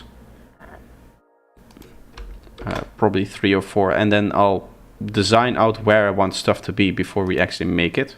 Because I feel like it's a bit empty now, the drop here. At least this part. So I want something there. Probably want something to bridge this gap later on, but we'll see.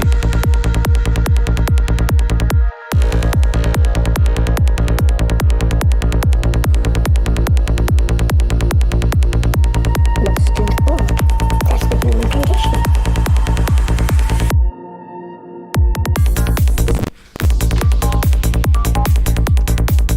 Something there.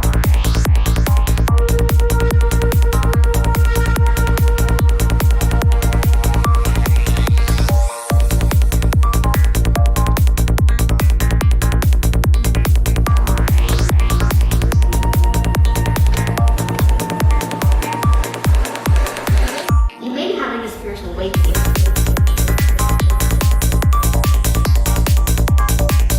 And then I'm thinking to add just another lead here, which is going to add some more groove. This is what I want to do. So the way, just to kind of show what I was thinking, is when you're listening to something like this, it's really easy to get into the flow of going into the sound design. Oh, I want the sound here, and I'll instantly make it. But what I've done is I just decided, let's write first out what I actually want to do, and then we should worry about that. I think the bass click should be more high mid-range than in high range, maybe. I think it's pretty balanced in terms of overall, because that's important. At the end of the day, that's what's important, right? So now, even this is just like flat. I might go a bit here at 4K, but I don't think, it's just your opinion. Yeah, okay, I get it. I don't think I want to change too much to it. At least on my headphones it's sounding okay. And from the spectrum, like after applying this, that's kind of what I'll maybe have it roll off like this then.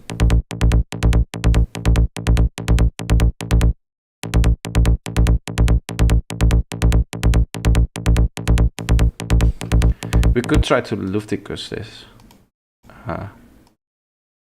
Lufticus is a very cool plugin for adding air to it. What you do is you set it to 40K, and then obviously not this much, but you dial in some value.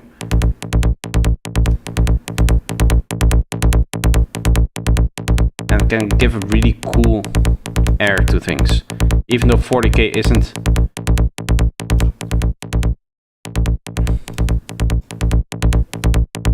like really doing anything, not really the aliasing, but the feeling that it brings is pretty cool. I do see a little dip here, which we can maybe cure with like a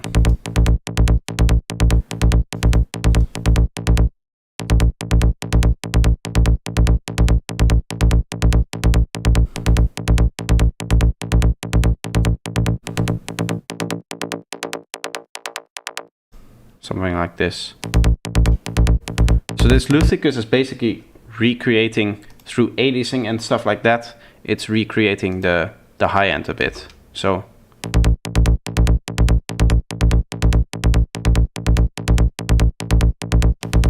It's a bit of a detail, but it's just stronger in my opinion. It just hits a bit harder. Obviously we have to check size scope that we're not doing any weird stuff to the bass line. This all seems to be nice. Pretty clean how it returns back to 0 here. There is some stuff there. I think that's from this, if I'm not mistaken. Obviously now I cannot see it. Yeah. We might want to opt to remove that. I don't think transient problems on this thing is going to be an issue. I think this, we want to remove that, so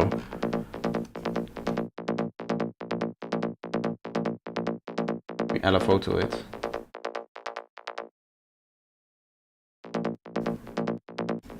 Just to get rid of this.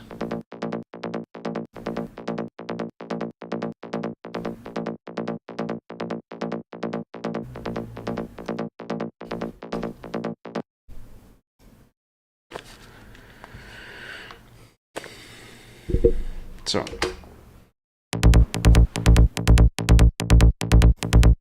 Bit too aggressive maybe on the... Let's listen to it in the...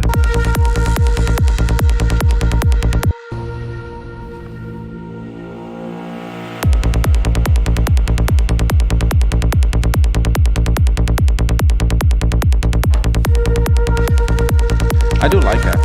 I do think that's sounding cool.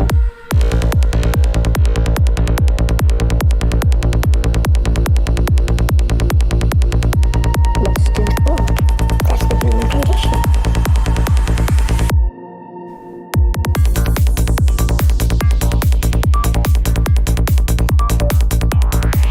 Okay, now we can get into our lead sound design here. How long has it been? It's been a little while. Going to take a quick break. What do you guys want to hear? Do you want to hear this song, or do you want to hear the intro song again, or what else do I have? I have this, which I don't know if I've rendered it out. Yeah, I didn't render this out completely. So this is very short. This is very much an idea, so that's no good. I can do time travel. Let you guys listen to this one as well, which also isn't the final render. Where's this?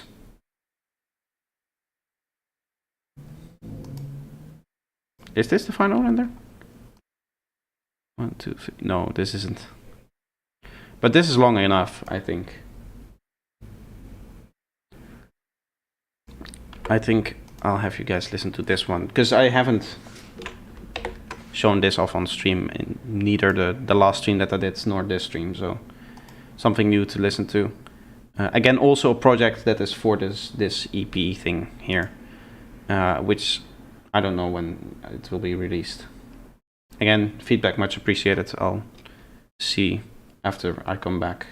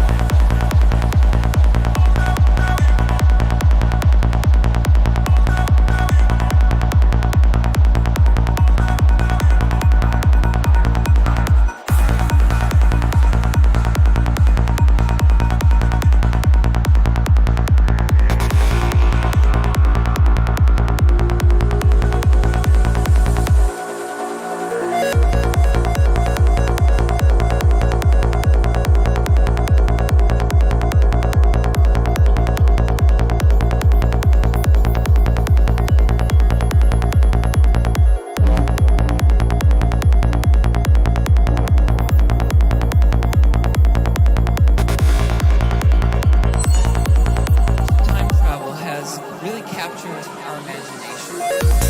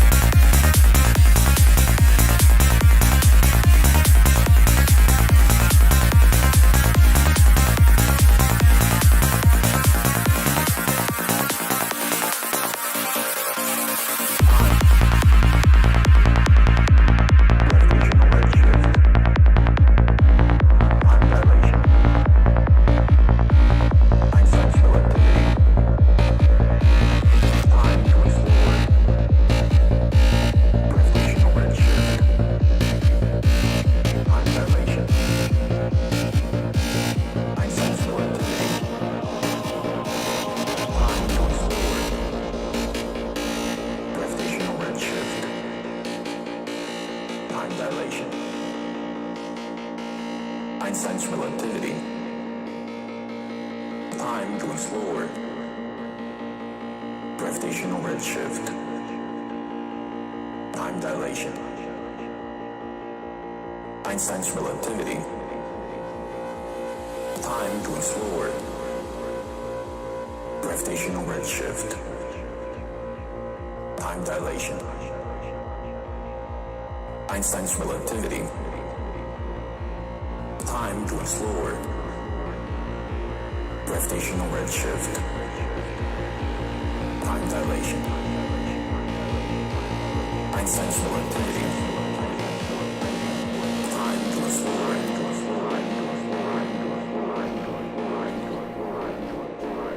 I'll answer some questions here. Assume this track will be on a new album. No, this isn't album stuff. Album stuff is already all finished. What I need to do is all of the assets, so music video, cover art, that kind of stuff. And I'm having some trouble with delivery of some of the assets. We can take a quick break from the production and I'll show you the project, because it's huge and interesting. So then I can explain kind of what the holdup is. So I'm opening After Effects, hopefully. Yes, there we go. And then I can show you the project and how big of a project that is, the music videos. Let me quickly do that. A big part is going to be like rendering those and just editing the music videos. because I've bitten off a little bit more than I can chew here, especially now that I'm studying. But part of the holdup, the big holdup there is that I'm missing some of the assets that I need to fully finish the music video. So this is After Effects. It's a program that you use to make videos from scratch, like animation and stuff, right? So don't ignore this. This happens all the time. As you can see, I haven't worked on it for a long time, February 14th. And you can see all of the stuff that is loading. Anybody who is familiar with After Effects will see that this is a massive project. And I'm a bit scared to open it, but let's hope that it doesn't crash everything.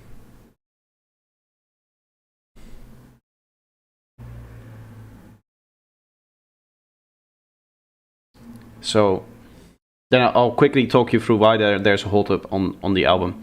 And I might release the EP, if I finish that first, I might release the EP first. So, okay, so the album is this. This is basically one music video. So these are the old assets that I'm still working with. He has the person that is making my assets has delivered the old assets. And I've worked with those to basically set up the framework, the start of the music video.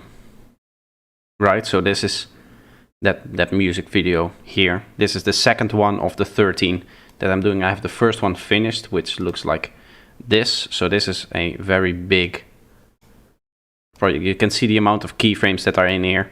I have set these all manually. All of these points that you see, I've set manual values for each of these points, right? So you can see it's huge. Well, obviously I can copy paste some of these. And then there's all these clips, which are extra cool little effects that I'm adding. And then we have the main, the foreground, we have the midground, which is this flower thing, and then the background, which are those rings. So here there's more clips, there's the midground thing here, and then we have finally the more clips still. I know it's very big. And then we have the background and some other little things there. So this is how a final music video looks like. I've done some programming which is going to massively improve my workflow here, but I haven't tested it out yet just because I first need to finish this manually still, and then from song number 3, which is going to be this project, from song number 3 I can basically just throw that in, and then it will be a lot easier. The big problem right now is, as I said, I'm working with old assets. You can see this doesn't look good, right? There's some issues here. So there's some things that I need to fix, and I have, this guy is just slow on his delivery. He should have delivered ages ago, and once he delivers, I can get them out in, well, I hope about 10-15 hours per music video that I'll take to like really finish it. But this one here is going to take me another 20 hours now, 25 hours of like actually working on it. So that it's a big project. But the reason for that is because of the album's nature, in that it's a story, not just a collection of 13 songs. I want everything to be like a cohesive thing together with the music video and everything else, right? So that's kind of the problem here, is that because I'm making this cohesive thing, I want to be very specific on how the music video looks, how the editing is done. For an EP that I'm working on, I'll make a cover video in 2 hours per song.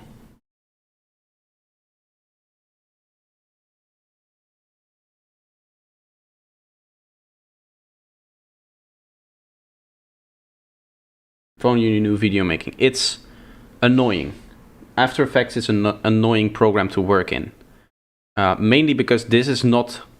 The time signature that you see here is in minutes and frames, not in any musical notation. So there's not like in Ableton. I have a grid and I can say, for example, quick example, let's say that I have, this is the song that I want to work on. And I take a utility and I say I want some element that becomes brighter over time, which indicates kind of the energy level of my track. Right, so I would go in and I could say, okay, here the energy level is rising, then we have a dip in the energy level, and then we go up again, and we maybe go here, and then maybe for this effect we turn it off here, and then we have it coming back in this drop here at this level. This is really fast. If you want to do this in After Effects, you have to calculate for each point that you want to set the appropriate time signature in the frames, in the frames time signature, not in any musical time signature. So what I did is I created a program, and this is also going to be on the video once I have it all figured out and it all working. I've created a program which converts Ableton automation data into After Effects data for After Effects. So you would select an automation line in the program, and then it will convert it, and then you just copy it over in the line here. So that's, once I have that set up, it's going to be really fast. Sorry. So for now I have to do it all manually, which is annoying more than time consuming. It's just work that I don't like doing because it's so annoying. And then once I've this finished, I can, for the third one, I should be able to do it a lot faster. And then once I have that third one and I have, I can say, okay, this is definitely working. I'll also make a video on how you would make music videos for sidetracks like this. And then just my approach on how I made this project. Right, so the whole thing with the album is that it's not releasing because I'm still, one, waiting on the assets, and two, it's just a very annoying, very big project to finish. So that's kind of the reasoning behind it, why I'm not, why the album hasn't released yet, and why those songs are not on the album, and why I'm working on non-album stuff right now is because I have to wait. What we're doing lead sound design here, right? This stuff here. Let's see, what do I want to add here?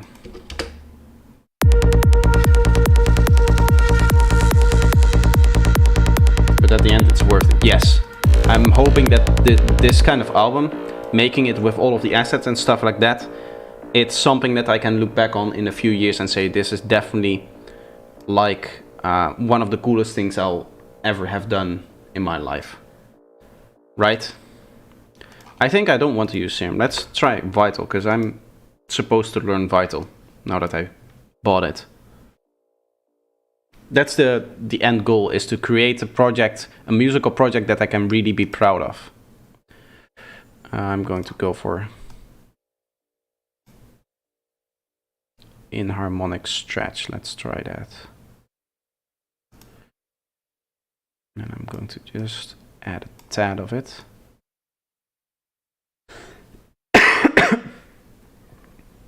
And here I want to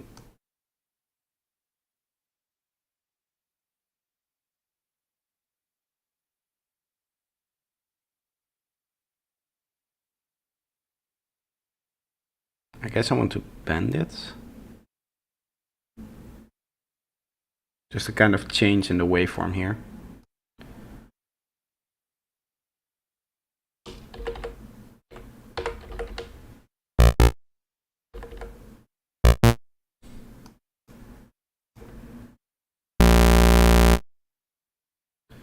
Let's go for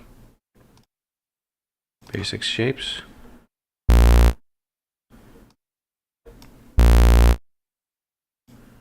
Base this first is not going to do anything unless we set it to like this.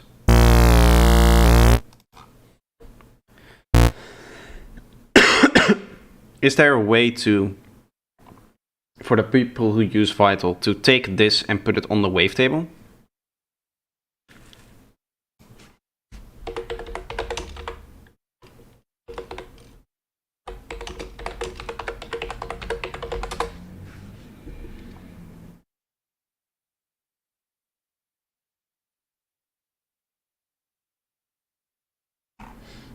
I think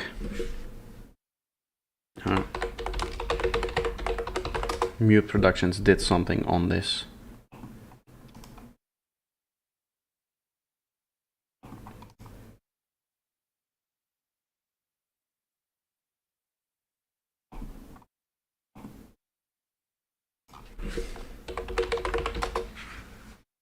Let me quickly check.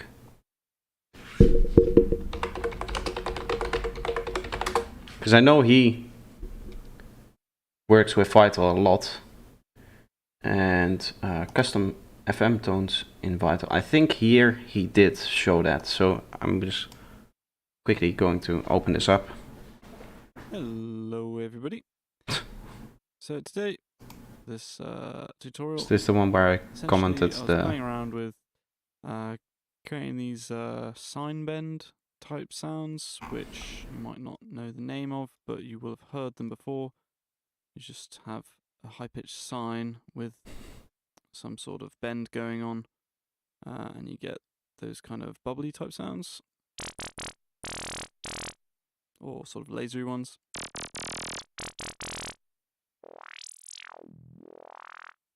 Create your own. I'm going to turn this oscillator.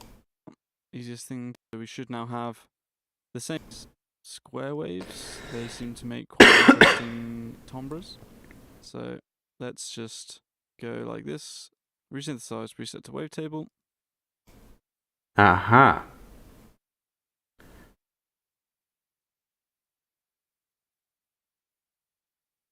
What I want is I want to resynthesize a sweep, basically. How would I go about doing that? If I just do this, will it do it? No. So I need to add a change, I'm assuming. Kind of like this, maybe?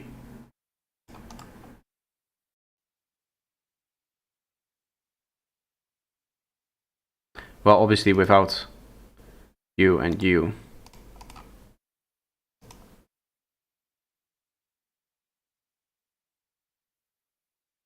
Okay, how long does it take for one oscillation here? 50 out of the 250. So this is too short.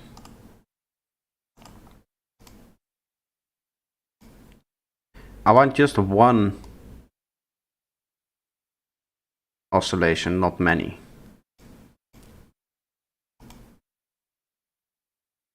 Like I want this movement once and then this movement, whatever I set up here. I'll take the other phone modulator, take it to 4 seconds.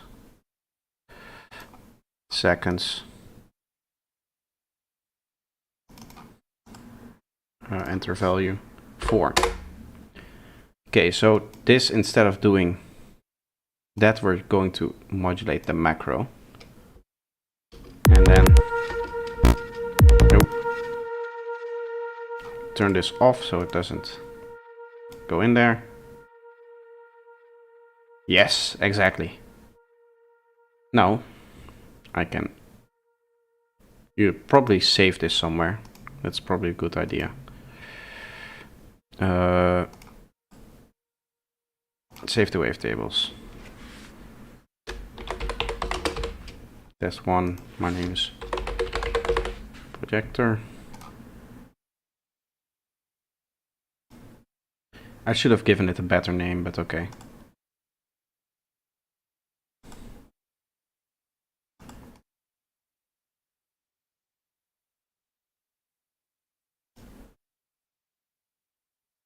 Vital table. Let's call this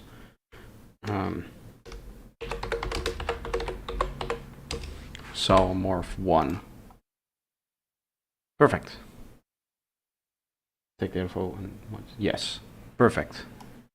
It's nice to have some people who already know what's going on here. So I can take Solmorph 1, turn that off, and now I have it in the form of a wavetable, so I can add, for example, phase disperse on it. And let's remove this, and now we also add this to here.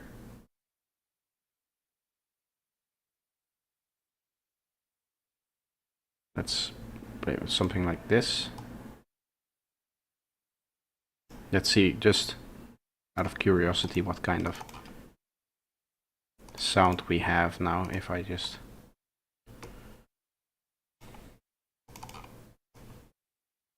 place a note. And go.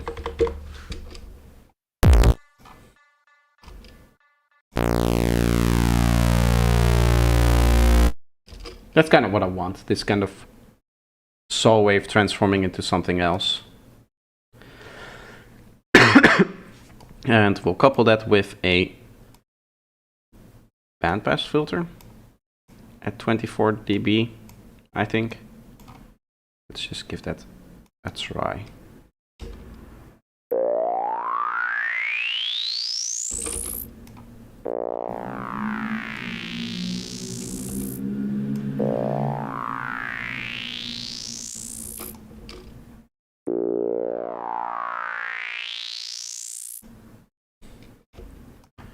Okay, I'm going to set up some effects so that we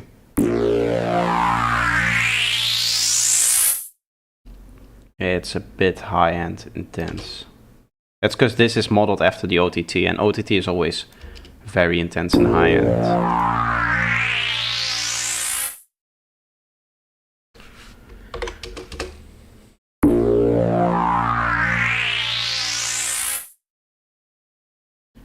Dinner has arrived, I'm out. Nice. See you. Hope to see you again. It was great having you give tips on... I can change this. Because we're still bending.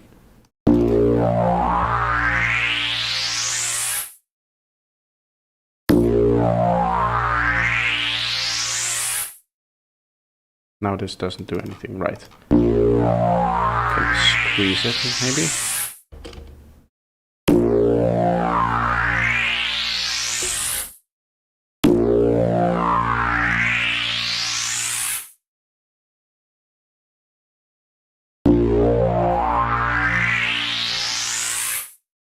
Okay, we set it to the start. And then we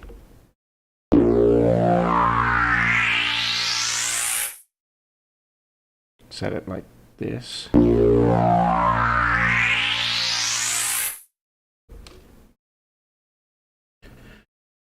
Okay.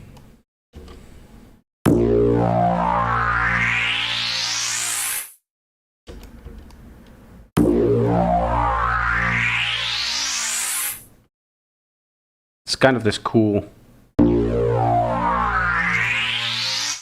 sound. I do wonder if that click is always at the start or it's just the automation. It seems to always be at the start, so that might be a problem. If we take the attack and just...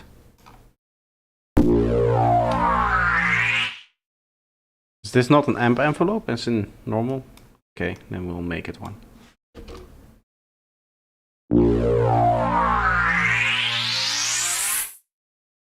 You can go for like 1 second here.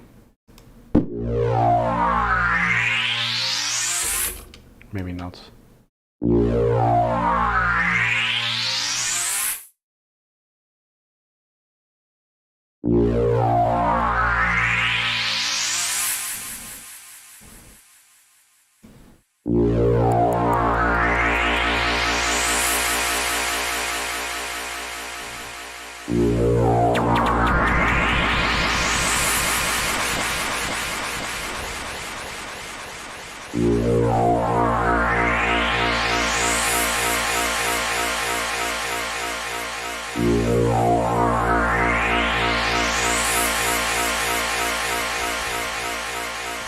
I like the sound. I don't know if it fits here in the track exactly, so we'll set it to a reasonable volume and just check.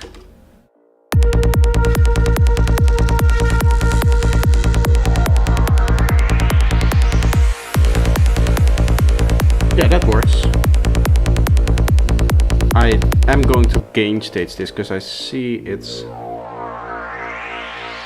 a little below 0. So I have to output gain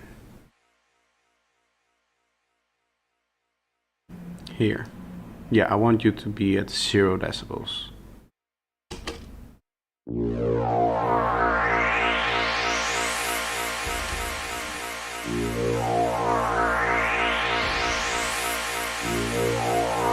Guido Konobi, how are you doing?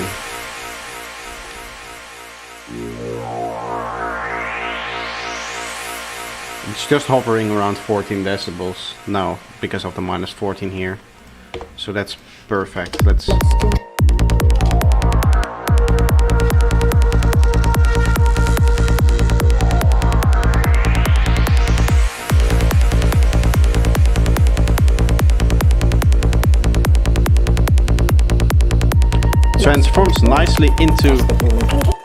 transforms nicely into whatever noise is in this, which is probably one of these pads here, this thing. But I don't like the flute into here. The transition is too abrupt, so that means that we need more delay on there. Maybe not everywhere. Let's just go like this. And then turn this down a bit. This should work. I'm trying to kind of give more tail to this and less volume to this. I'm doing pretty good, yeah. Just a nice chill production. I guess what we can do is a bit of a high cut filter or a low pass filter here. I'd like to use, yeah, you can use this trick here so that it becomes less steep, and then it's just to take the high end off.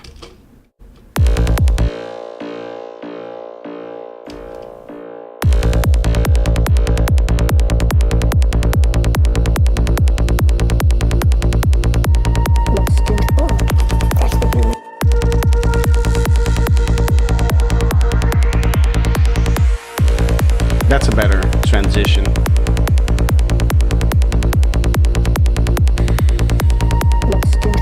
Regular black tea.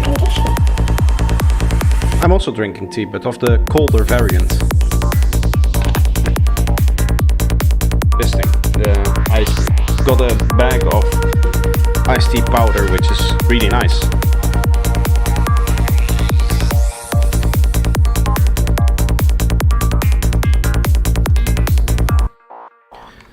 We might be able to get away, although it's not. Yeah, no, that's not okay. Tea is good. Yes, I agree. There's a tea type in the Netherlands called Moroccan tea, which I have, and that's if you live in the Netherlands. I don't know where you all live, but if you live in the Netherlands, that's definitely something you should try. It's made by Lipton. And they sell it everywhere in the Netherlands, and here in Italy it's nowhere to be found. Because Italy isn't really that much of a tea country.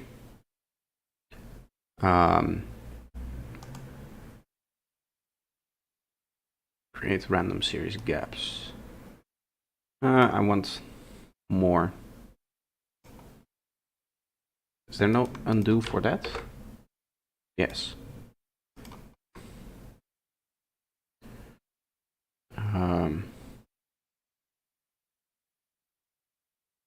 Wait. Can I do that as a multis process?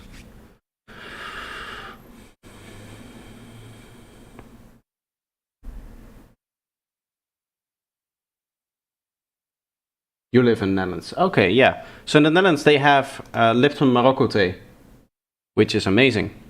It's my favorite tea. Wait, I have a...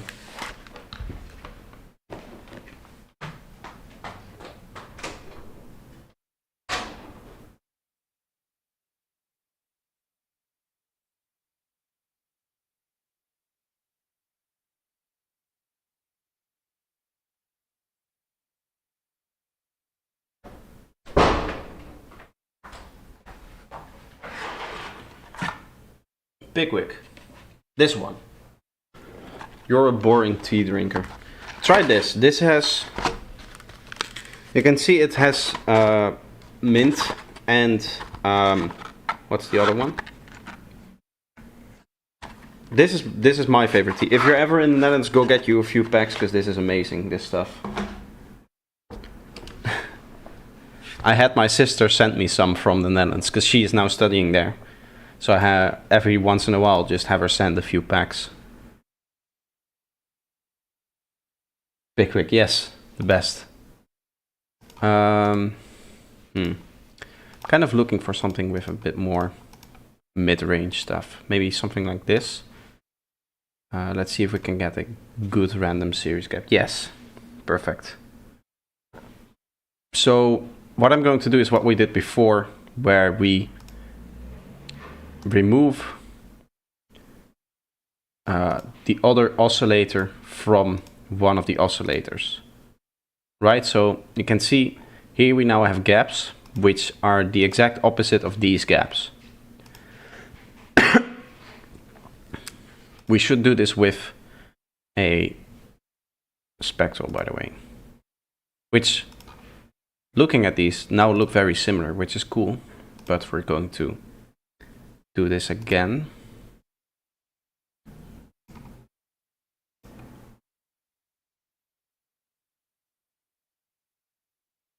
Does that do that on all of them? Yes, huh? Yes. Gained each, and then we also gain stage this thing. So now we have two oscillators, which are both generating the opposite harmonics. So what that does is we have one which is morphing, right? We can change the wavetable position.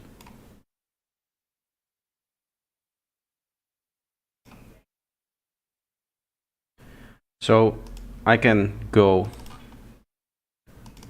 and set a note, just as a demo. And then I go to the wavetable. And I want to turn this into like a sound eventually. So as you can see, if we look at the spectrum,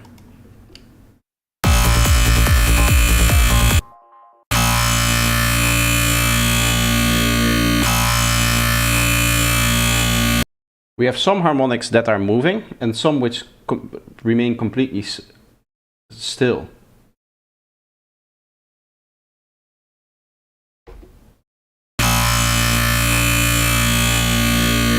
Right, so we have these two which are still, we have these lower two, these two. Which gives this really cool both stable tone and morphing kind of thing. So now we can make edits to this. Let's do ring modulation from... Oh no, you can't do that. You can only do FM from the sub. It would be cool if you could do AM and RM from the sub oscillator as well.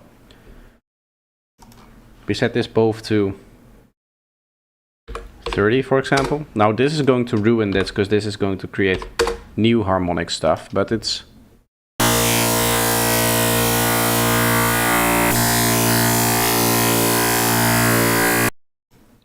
creating weird kind of sounds.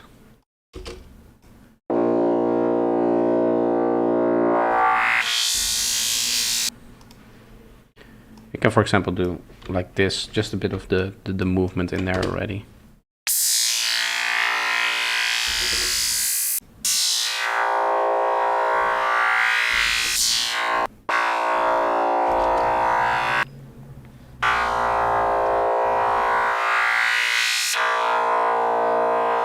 Hopefully Buddha will add this in its upcoming version. That would be really cool.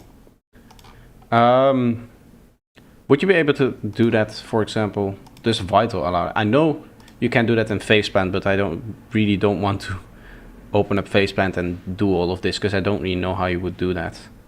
Well, I guess we could just export them. But can you do... Yes, you can do it in Vital, so it's something that they could implement.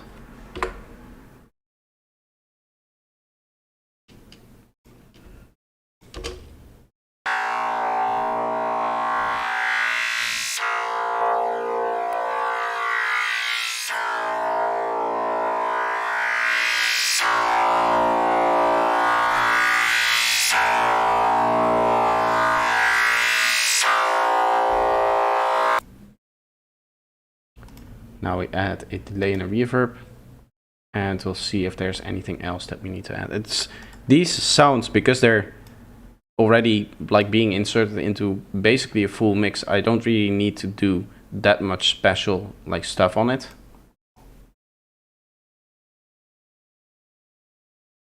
There's not much that you need to do to make the sound work, I think. Just like a delay, like this.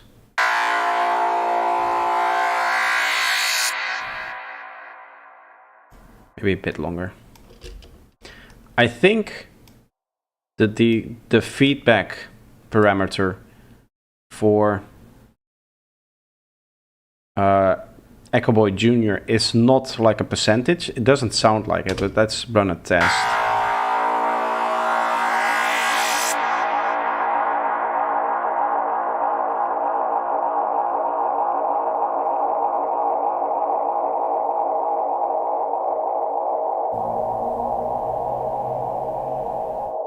Like at 1.02, it's definitely going down in volume, so that's not 102%.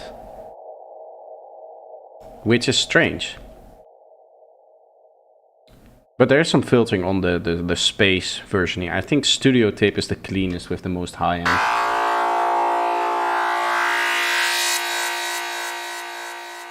Now I do want some... It's a bit annoying that you don't get those values.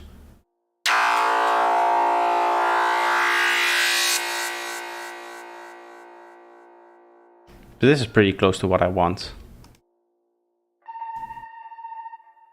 Again, we set this to about -16 if this is all staged properly.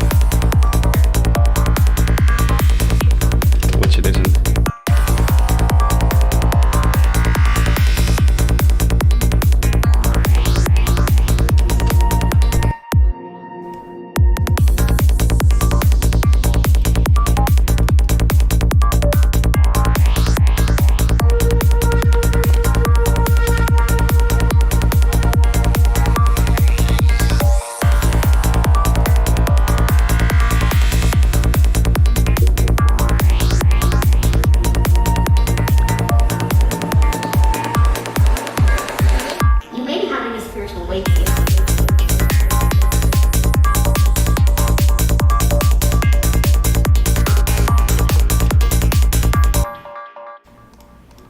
We need to do a final lead here, and then we'll do this lead there.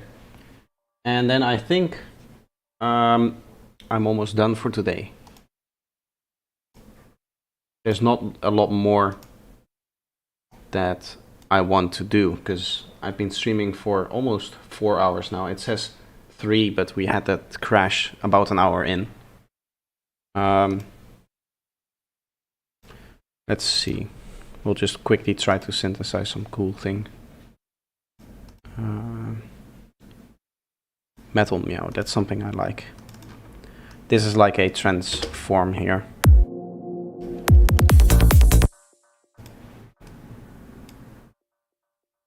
A lot of work done. I agree, I had done some cool things with the atmospheres. We did some cool new sound design things that I found, or that we found actually. It's not nice to take credit for that. Let's put this like so and see if that's... In terms of rhythm, if that's okay.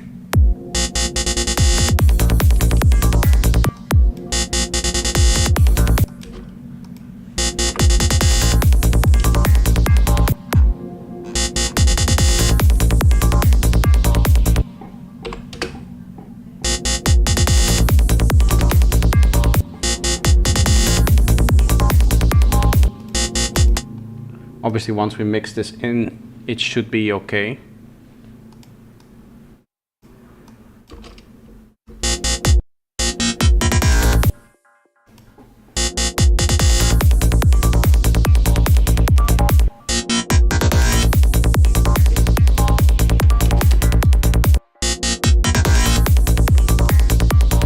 That's kind of cool.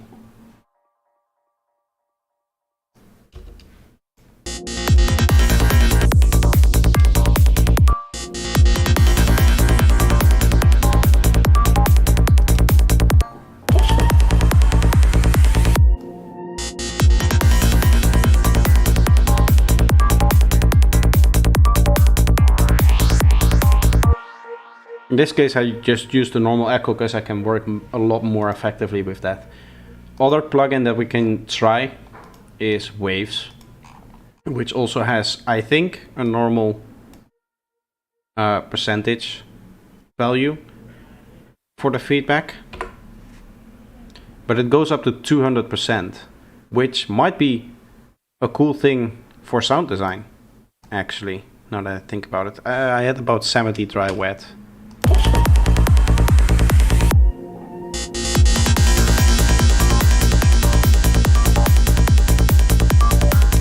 Obviously ping pong it.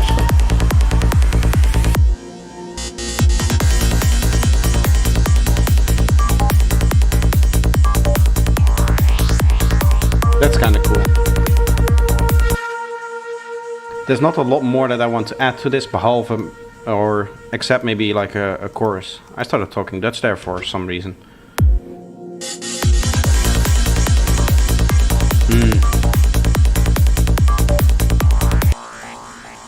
Not really, that's too sharp.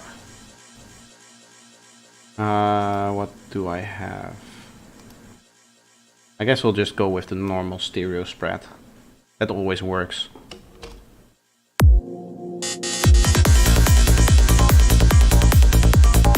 And obviously we gain stage it.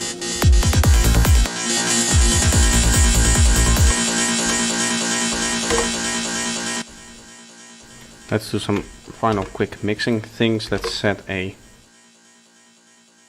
sidechain on this.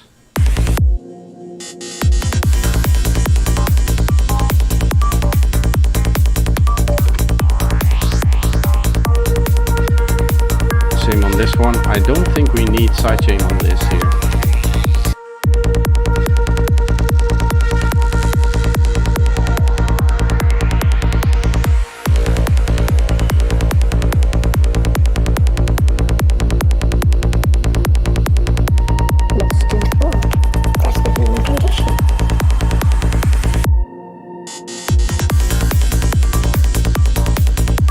I really like this leads for how simple it is. Just a wavetable with a modulation on it and basically a delay and stereo. It's really cool. Sometimes that goes to show that you don't have to do those elaborate things here, what we did with the harmonic separation and here with the crazy morphing that we did. You can just keep it simple sometimes.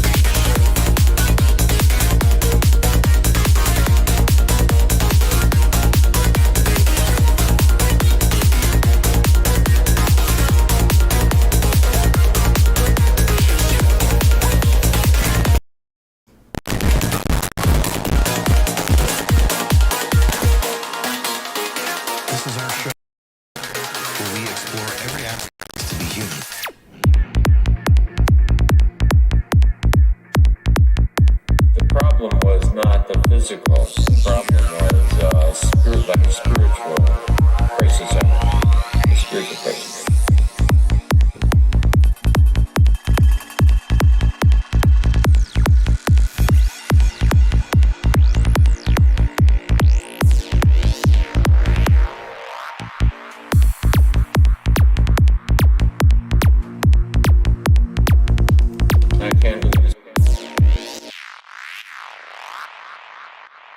I want this to be a bit more bubbly, I think is the right term. So that's the final thing I'll do. I was just kind of listening to the different.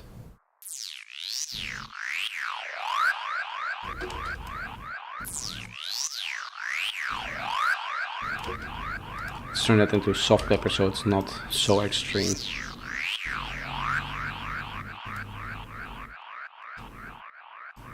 And then we can even, not that it matters too much, I think.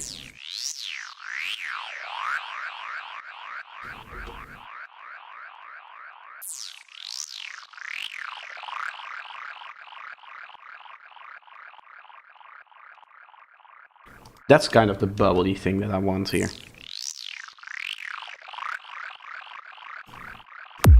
Because then it fits nicer with this. Which I think I do want to leave this the way it is.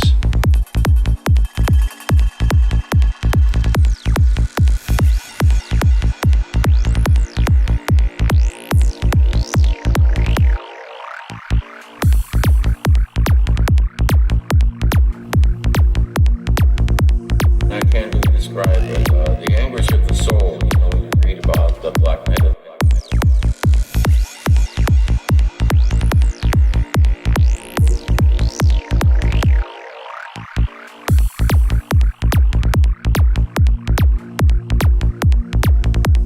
I can't really describe it. The anguish of the soul, you know, when you read about the Black Knight of the Soul. It was like that.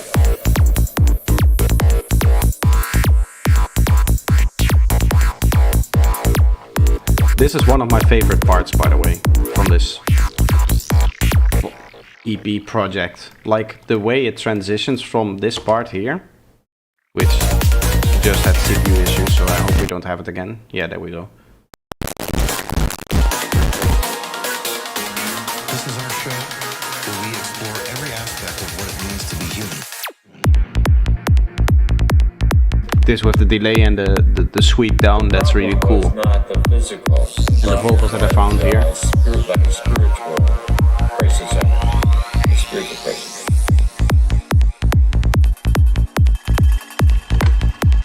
And I'm going to -4 this thing here.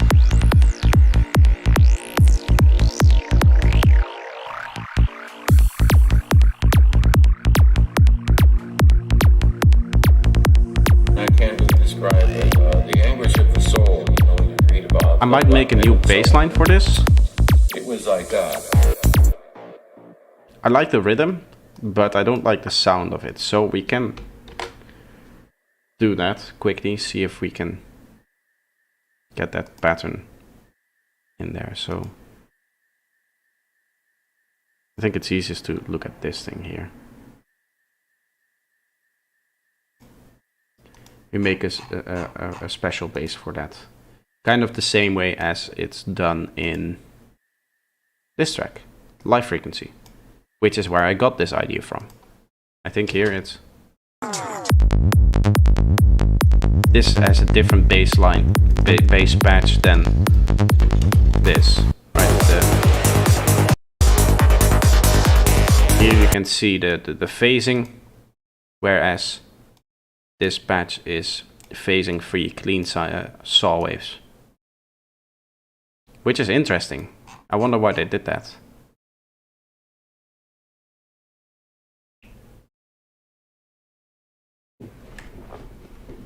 Yeah, so we'll try a bass line and see if we can just change it up a bit, make it fit the thing a bit better.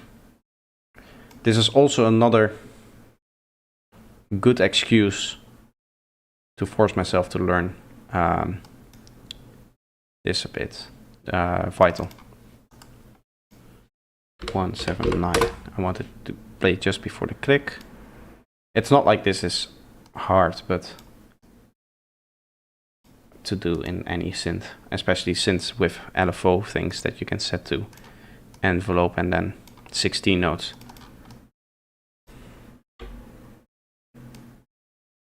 You just set your envelope like this and just make sure that it's down there. And then we set our filter, obviously no cutoff, 24 dB. Let's try 30. 30 seems to be the steepest thing there, so we'll give that a shot. And then here again.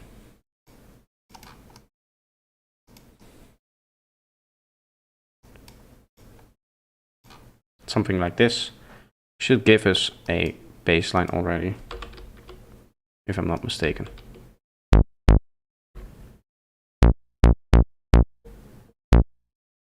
We can.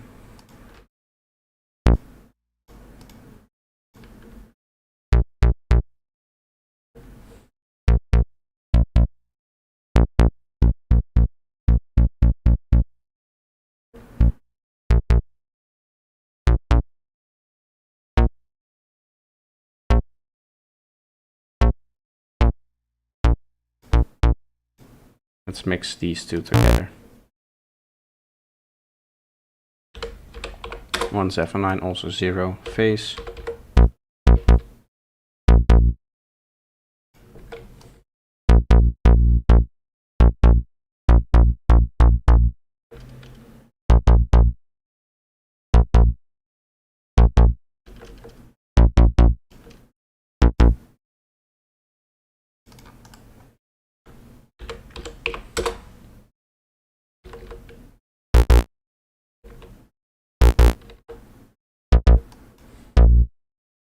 Obviously, we used to set LFOs for all of these. Oh.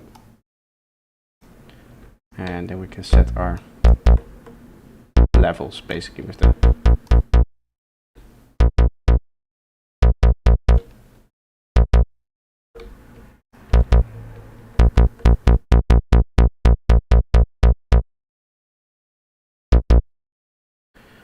Okay, I'm going to try something here. I'm going to set this to filter 2 and the other ones to filter 1. And then have this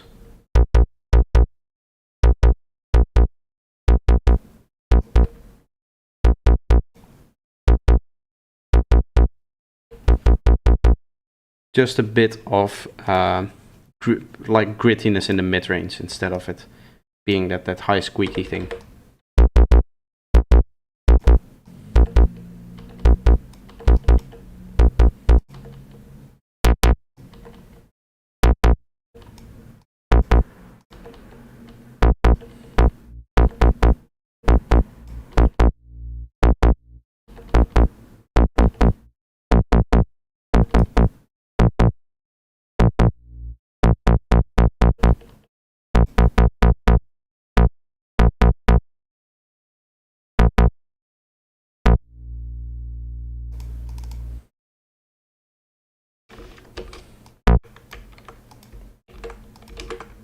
Is this higher oscillation? No.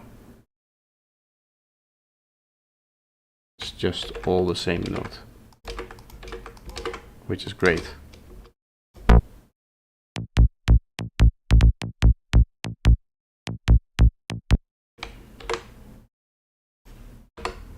And this is the pattern.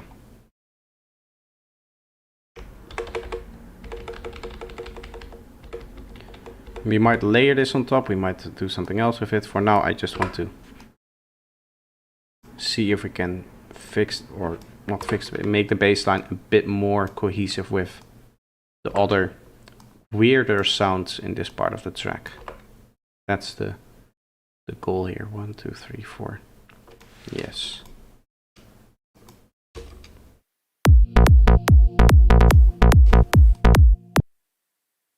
Bit too extreme on the mid-range here. We can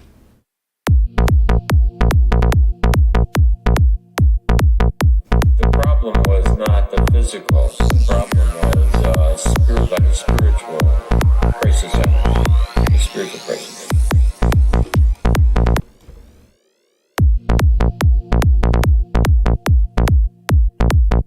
The problem was not the physical. The problem was spiritual.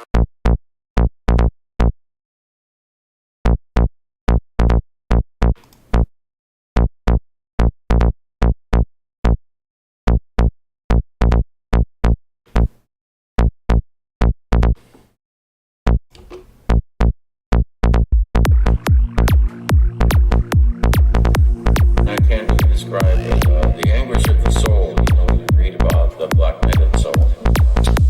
It was like that. throw this on there and then we'll do some processing.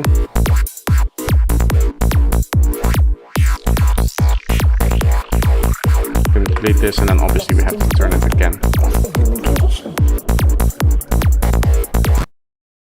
What it means to be human. The problem was not the physical. Did I just delete the plugin itself? Yes. That's not what I want. Crisis energy. The spiritual crisis. I just want to delete the automation. Well, no, not really, because it goes down there.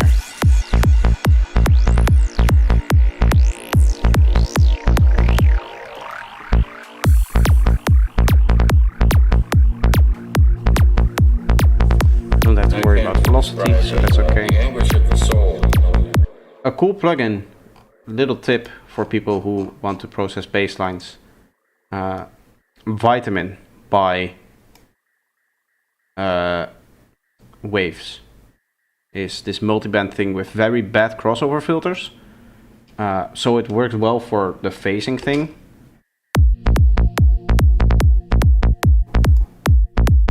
And then you The just problem was not the physical. The problem was give it some oomph in the low end. crisis energy. The spiritual crisis.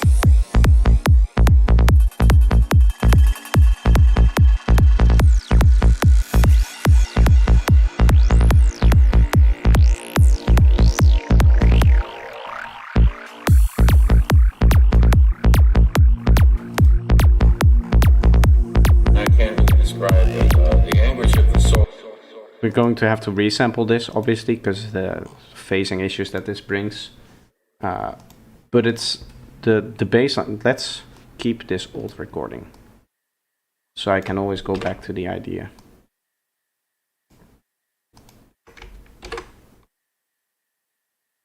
There we are. It's a good way to kind of save ideas without saving the actual stuff that makes that idea, is to just have a recording somewhere in the project.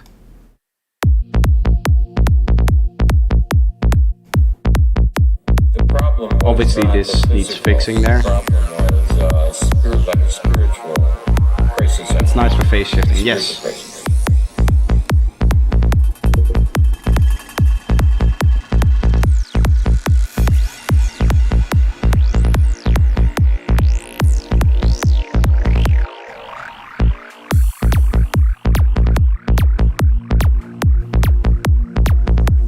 I can't really describe it. The anguish of the soul. For some reason there's a The bass black note here. soul. I don't think that was in the other one, but I do kind of like that a bit. Just keeps the groove going just a little bit. Let's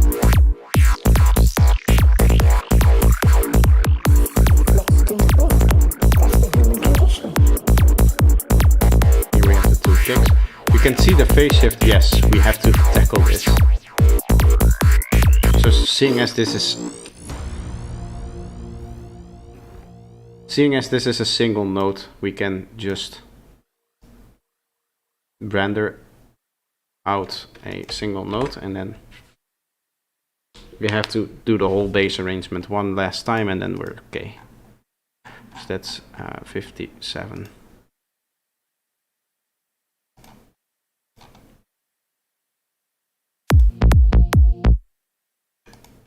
Yeah, you can see what a mess this is. I'm going to put this on the start though. I don't want any weird timings here. You can see that the timing here is completely off. So that's another thing that you can fix once you resample. And finally you might say, well, maybe you want a little bit more of a transient. Like give it 4 decibels. You could do this with a transient shaper. There's no real good or bad way to do this, as long as it sounds good. But this way you have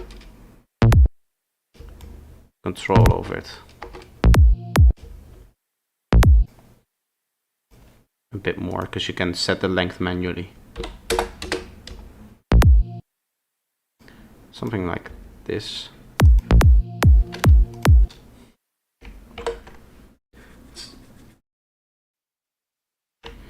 So while I arrange this, this is going to be basically the end of the stream. I'm going to arrange this and then I'm really going to get off because I do want to have a nice Sunday evening still. I wanted to record a video. I also am lacking a little bit in terms of, I wouldn't say ideas, but just inspiration for videos. So if there's now any questions that you might have or any ideas that you want to bring forth or anything like that, I should probably set this to 0 decibels so I can gain stage it properly. Then now is the time to ask. I can either answer them directly or add them to my notes if it's a video idea. Now is the time to do so. And then I'll be able to either answer them, as I said, or make a video about it if it's really interesting.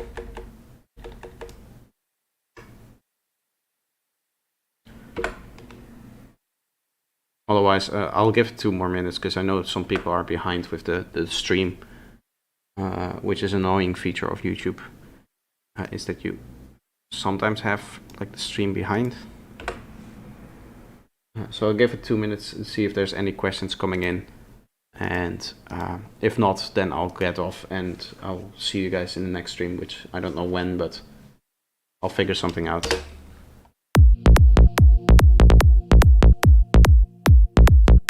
The problem was not the physical. The problem was spiritual. Let's again record this while we're here.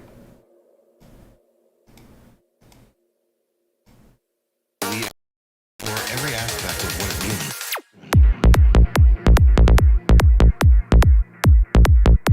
The problem was not the physical. The problem was spiritual crisis. The spiritual crisis.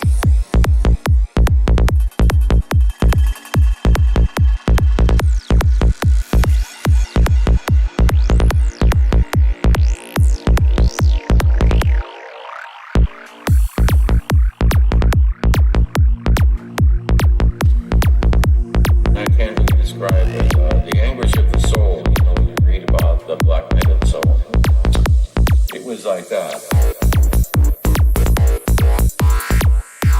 How to stop being stuck in never-ending tweaking when it comes to size and space. That's something I can cover. Yes. Lost in thought. That's the human condition.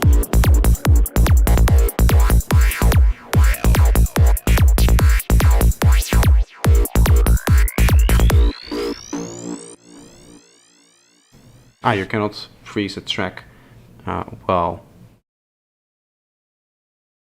it's playing. I can do something. That's an interesting idea because it's more about psychology than music, right? Maybe a tutorial about stereo sidetrans bass. Okay. Those are 2 ideas that I can definitely work with. The first one is a bit more interesting as me to research because there's psychology involved, which is cool. I always like the thought process behind production. The stereo bass, I have done basslines tutorials and I have covered stereo in basslines, but I have never really done a tutorial on specifically designing a bassline layer for stereo. Which it's not really that hard once you know how to make a normal sidetrans bass. It kind of depends also what kind of style you're going for. Usually when people ask about stereo basslines, they look for a very progressive kind of style. But one thing I can do is, this is actually a very good idea. So the stereo basslines we made today, this stuff, I can do a tutorial on how I would go about doing this, right? So, can I get an output, please?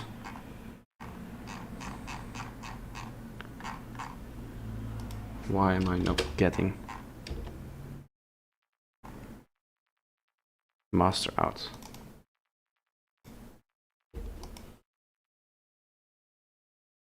This is all turned on.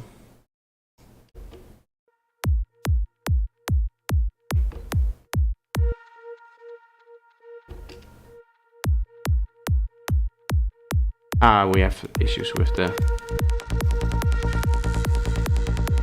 this stuff. If this is what you mean with the stereo bass, which is basically a layer you put on top of your normal bass line to make it stereo.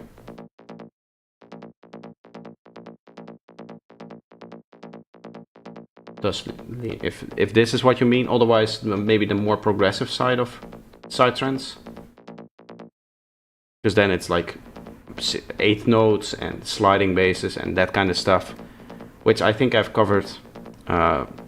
Like the individual sounds I have covered, but never such a stereo layer, how you would go about designing something like this.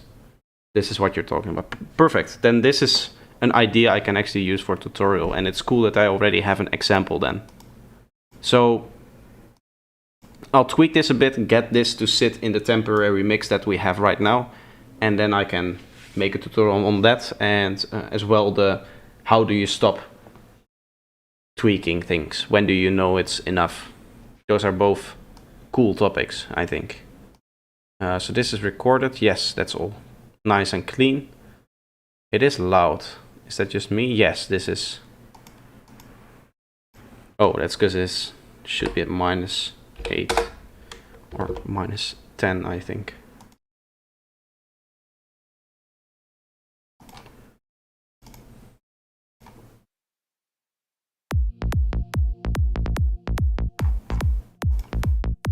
The problem was not the physical.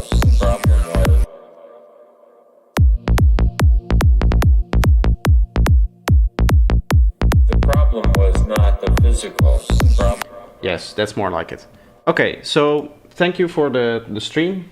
I did almost 4.5 hours. I think I did 4 hours and like 20 minutes, something like that. 4 hours 15 minutes, all in all.